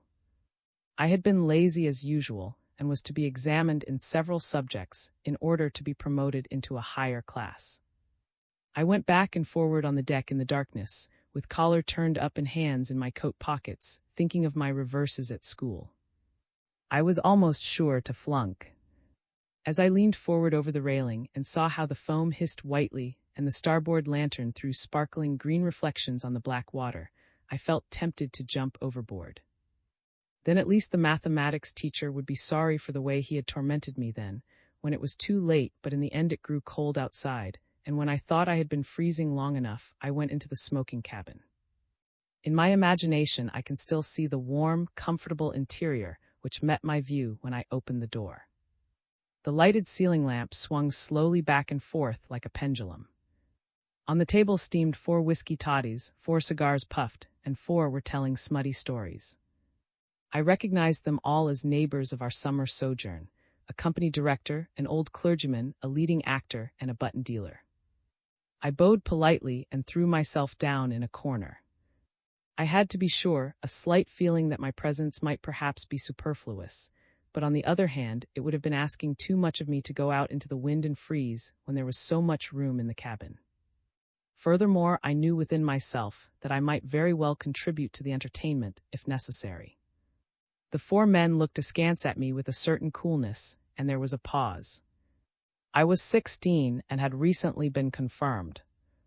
People have told me that at that time I had a guileless and innocent appearance. The pause, however, was not long. A few swallows from the glasses, a few puffs at the cigars, and the exchange of opinions was once more in full swing. A peculiar circumstance struck me, though. All the stories that were told I had already heard innumerable times, and for my part I found them comparatively flat. Smutty stories may, as is well known, be divided into two chief groups, one of which concentrates itself mostly about digestive processes and circumstances related to them, whereas, on the contrary, the other, which stands incomparably higher in degree, has preferably to do with woman. I and my schoolmates had long since left the former group behind us. I was therefore the more surprised to hear these mature give it their liveliest interest, while the other, much more appealing group was passed over in silence. I did not understand it. Could this possibly be out of any undue consideration for me? I need not say to what extent the suspicion of such a thing provoked me. The lively tone of the cabin had affected me and made me venturesome, so that I resolved to put an end to this childishness. "Look here, uncle," I burst out quite impulsively during a silence after a story which was so harmless that even the clergyman guffawed at it. "Don't you remember the story the captain told day before yesterday?" Uncle was the company director, who was a friend of my father. I continued undismayed. "That was the choicest I've heard in all my days." "Couldn't you please tell it?" 4 pairs of astonished eyes were directed upon me, and a painful silence set in. I already regretted my rash courage. The company director broke the ice with a skittish little chuckle, which was but a faint echo of the thunder he had allowed to roll out a couple of days before when the captain had told the story. Yes, that wasn't so bad. He then began to tell it. It was very highly seasoned and had to do with woman. The leading actor at first hid his feelings behind his customary mask of dignified seriousness, whereas on the other hand the button dealer, an old buck who had grown gray in sin, regarded me with a sort of furtive interest, in which was an element of increased respect for my personality. But when the anecdote began to take a somewhat precarious turn, it was suddenly interrupted by the clergyman, a kindly old man with a pious and childlike expression on his elderly, smooth-shaven countenance. "Pardon the interruption, my good brother," and he turned a little in his chair so that he could direct his words at me. "How old, may I ask, is this young man? Has he been to our Lord's to communion?" I felt that I flushed blood-red. I had forgotten that there was a clergyman in the company. "Why, yes," I stammered almost inaudibly. "I was confirmed last winter." "Indeed," returned the old clergyman, while he slowly stirred his glass of toddy. Then, without looking up, in a voice which 40 years of mediation between God and the world had impressed with the mild tone of tolerance and indulgence, he continued. "Go on, my dear brother. Excuse the interruption. Forward. This edition of short fiction was produced from various translations. The Chimney Sweeper's Wife, Bloom, The Fur Coat, The Blue Anchor, The Kiss, The Dream of Eternity, The Drizzle, The Drawing in India Ink, The Wages of Sin, The Communion, The Clown, and A Masterless Dog were translated by Charles Stork and originally published in 1923. Vox was translated by Esther and originally published in 1927. Margate, The Burning City, and Archimedes' Point were translated by Charles Stork and originally published in 1928. The Parson's Cows was also translated by Charles Stork and originally published in 1929. Robin, Sweden, January 2025. Short fiction. Imprint. This is the product of many hours of hard work by volunteers for Standard, and builds on the hard work of other literature lovers made possible by the public domain. This particular is based on a transcription from Project and on digital scans from the Internet Archive. The source text and artwork in this are believed to be in the United States public domain. That is, they are believed to be free of copyright restrictions in the United States. They may still be copyrighted in other countries, so users located outside of the United States must check their local laws before using this. The creators of and contributors to this dedicate their contributions to the worldwide public domain via the terms in the CC01 Universal Public Domain Dedication. For full license information, see the at the end of this. Standard is a volunteer-driven project that produces editions of public domain literature using modern typography, technology, and editorial standards, and distributes them free of cost. You can download this and other carefully produced for true book lovers at .org. Margaret to Oscar. I had known over a year before I learned accidentally that he had been married and that his wife had been dead long since. We used to meet at one place or another with common friends, and it sometimes happened, too, that we looked each other up to talk away an hour over a game of chess and a glass of wine, especially if it was getting on to the twilight of a long and gloomy day, when solitude began to feel oppressive.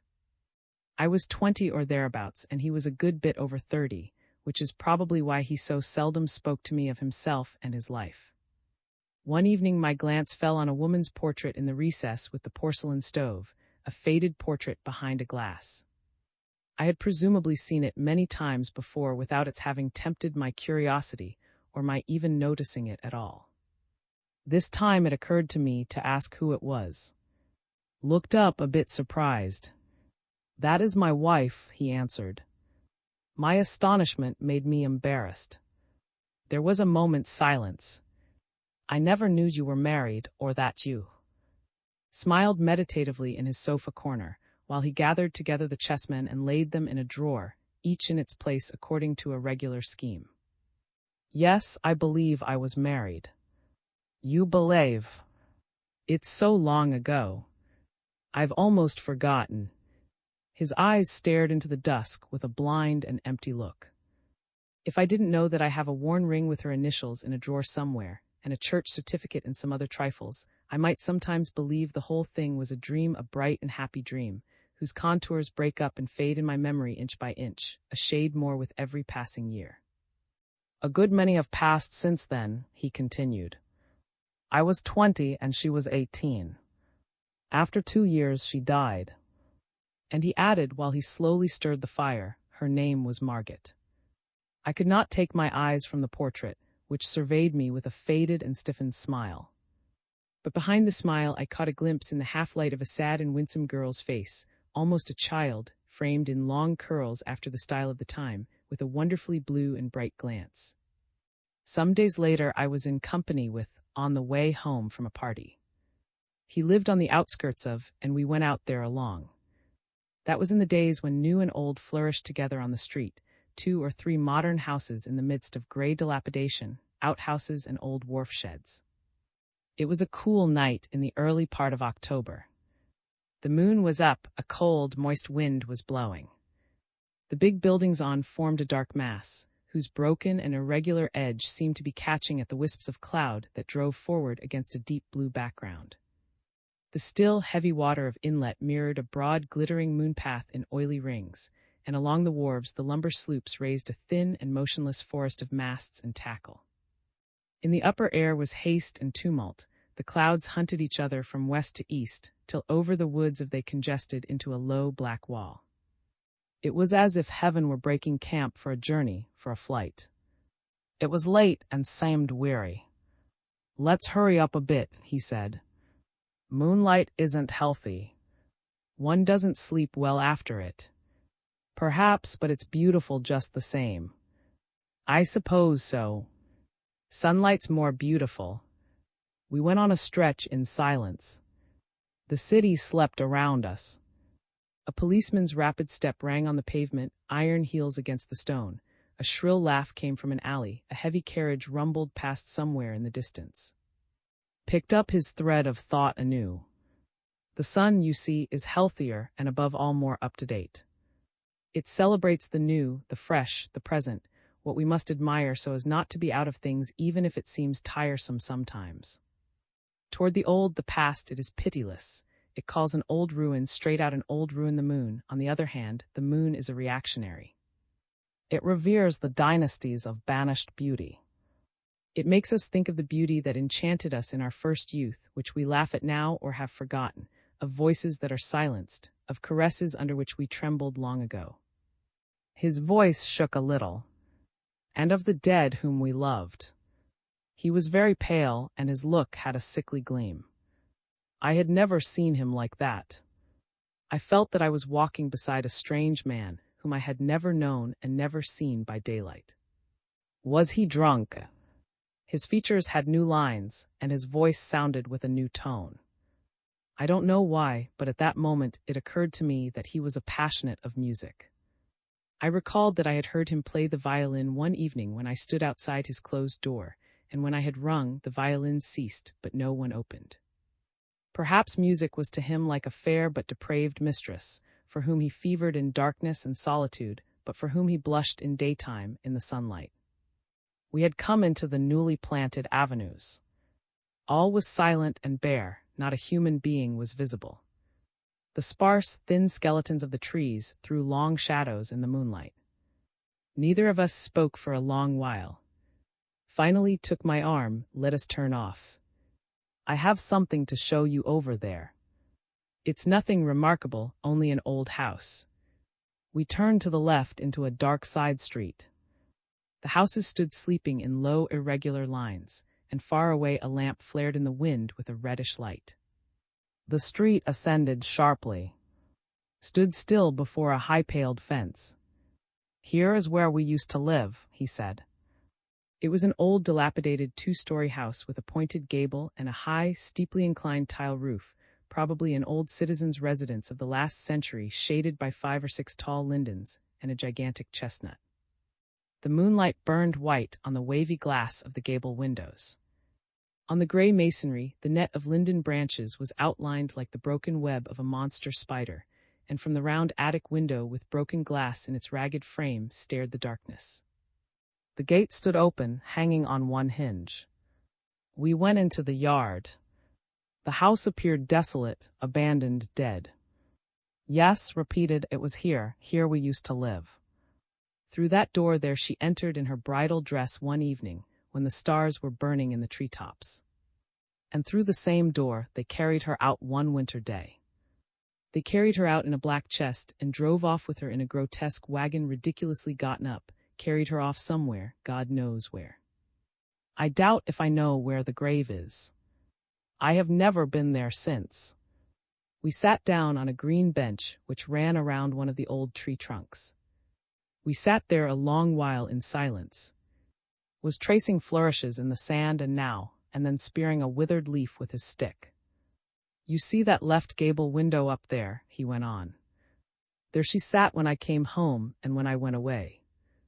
There we both sat together as evening drew on. When the sunlight fell in a slant, it painted the shadow pattern of the chestnut's leaves on the bright wallpaper and brought out a warm glow from her red mahogany sewing board. There we would sit in the bright May evenings with the window open. And in the dusk of December afternoons, I used to unfasten her hair and let it run between my fingers, while the city down below there was sunk in wintry darkness, in silence and dream. She was a good child, Margaret. I remember a New Year's Eve, our last. We had gone to church together, she had wanted to. It was packed and fearfully warm. Margaret went to sleep with her head on my shoulder. Suddenly the preacher broke out with a thunder. She awoke and was frightened at having been asleep. He was her spiritual adviser, and we had our pew right under the pulpit. She was positive that he had seen her. She thought he looked at her so sternly and coldly. She was depressed all the evening afterwards. She was afraid she had been too happy. She whispered to me, what if God had grown angry and would do her some harm? She was a guileless, conscientious little being. She knew little of the world's evil, and my own knowledge was much the same at that time. Towards spring she got brain fever and died. In 3 days it was over. There was a rustling in the trees. Sat in silence and traced in the sand. I sat and stared at the moon's reflection in the left gable window. There one might have had some notion of happiness once. A peaceful nook, protected, remote. Who lives here now? I asked so as to say something. Some artisans' families, I believe. The house has run down. And he continued with a smile, that must be their wash hanging out there. It reminds me of a story from the time when we lived here. Before us the house had belonged to an apothecary who had come to grief, I don't know how, and gone bankrupt. More than once I saw him out on the street, looking in through the palings. One night it was bright moonlight as now, and I was standing at the window with Margaret. One night I saw him steal into the yard. The tears came into Margaret's eyes when she recognized him. Our laundry was hanging out. He looked cautiously round. It was dark in our window and he didn't see us. When he thought he was unobserved, he hurriedly tore down all the clothes from the line and threw them on the ground. He acted as if he was on the rampage. The man obviously had a screw loose. He couldn't stand seeing strangers' clothes hanging to dry in the same yard where in the old days his own shirts and drawers had dangled in the moonlight. A cloud slipped over the moon. "Rose, well, let's go. I'm freezing." He had won back his calm. When he was out on the street, he lighted a cigarette and after a while resumed. "So happiness passes from one to another. It's no good shutting your hands on it with a convulsive grip. No matter what you do, someday you'll be standing with your hands full of empty air. The only thing to do is to take everything with the same imperturbable equanimity as a well-conducted gambler when he loses the last thing he owns. What if existence afterwards should be like a worn and faded coat which one would gladly give away to a beggar? It's all one has anyhow. So one can only refrain from exposing his poverty too openly. One must keep close to the houses on the shady side of the street, and when one sees the stream of humanity billow forward on the opposite sidewalk, one may console himself with the knowledge that in time they will all come over to the shadow side one by one, sooner or later. That's a fine consolation, a solace for a tiger heart. Yes, it leaves much to be desired, I grant, but there is no other. Furthermore, there is a certain interest in seeing one after another of one's friends and acquaintances slip into the Freemasonry of the shadow side. One sees it on them when they have passed the line in their walk, their carriage, the lines around the mouth and the corners of the eyes. After that, nothing matters. The end will be the same, whatever happens. One will be carried out of his house by 6 fellows dressed in black, who smell of brandy and have white cotton gloves, and one will be buried in the ground amid reading and mumbling of incantations. We went along the street in silence, only our steps echoed between the rows of houses. A company of night took a clamorous farewell at a street corner. A door with a rattling chain was pushed open and shut with a bang. Turned up his coat collar and bade me a hurried good night. "I shall wake up with a headache tomorrow," he said. "I can't stand moonlight."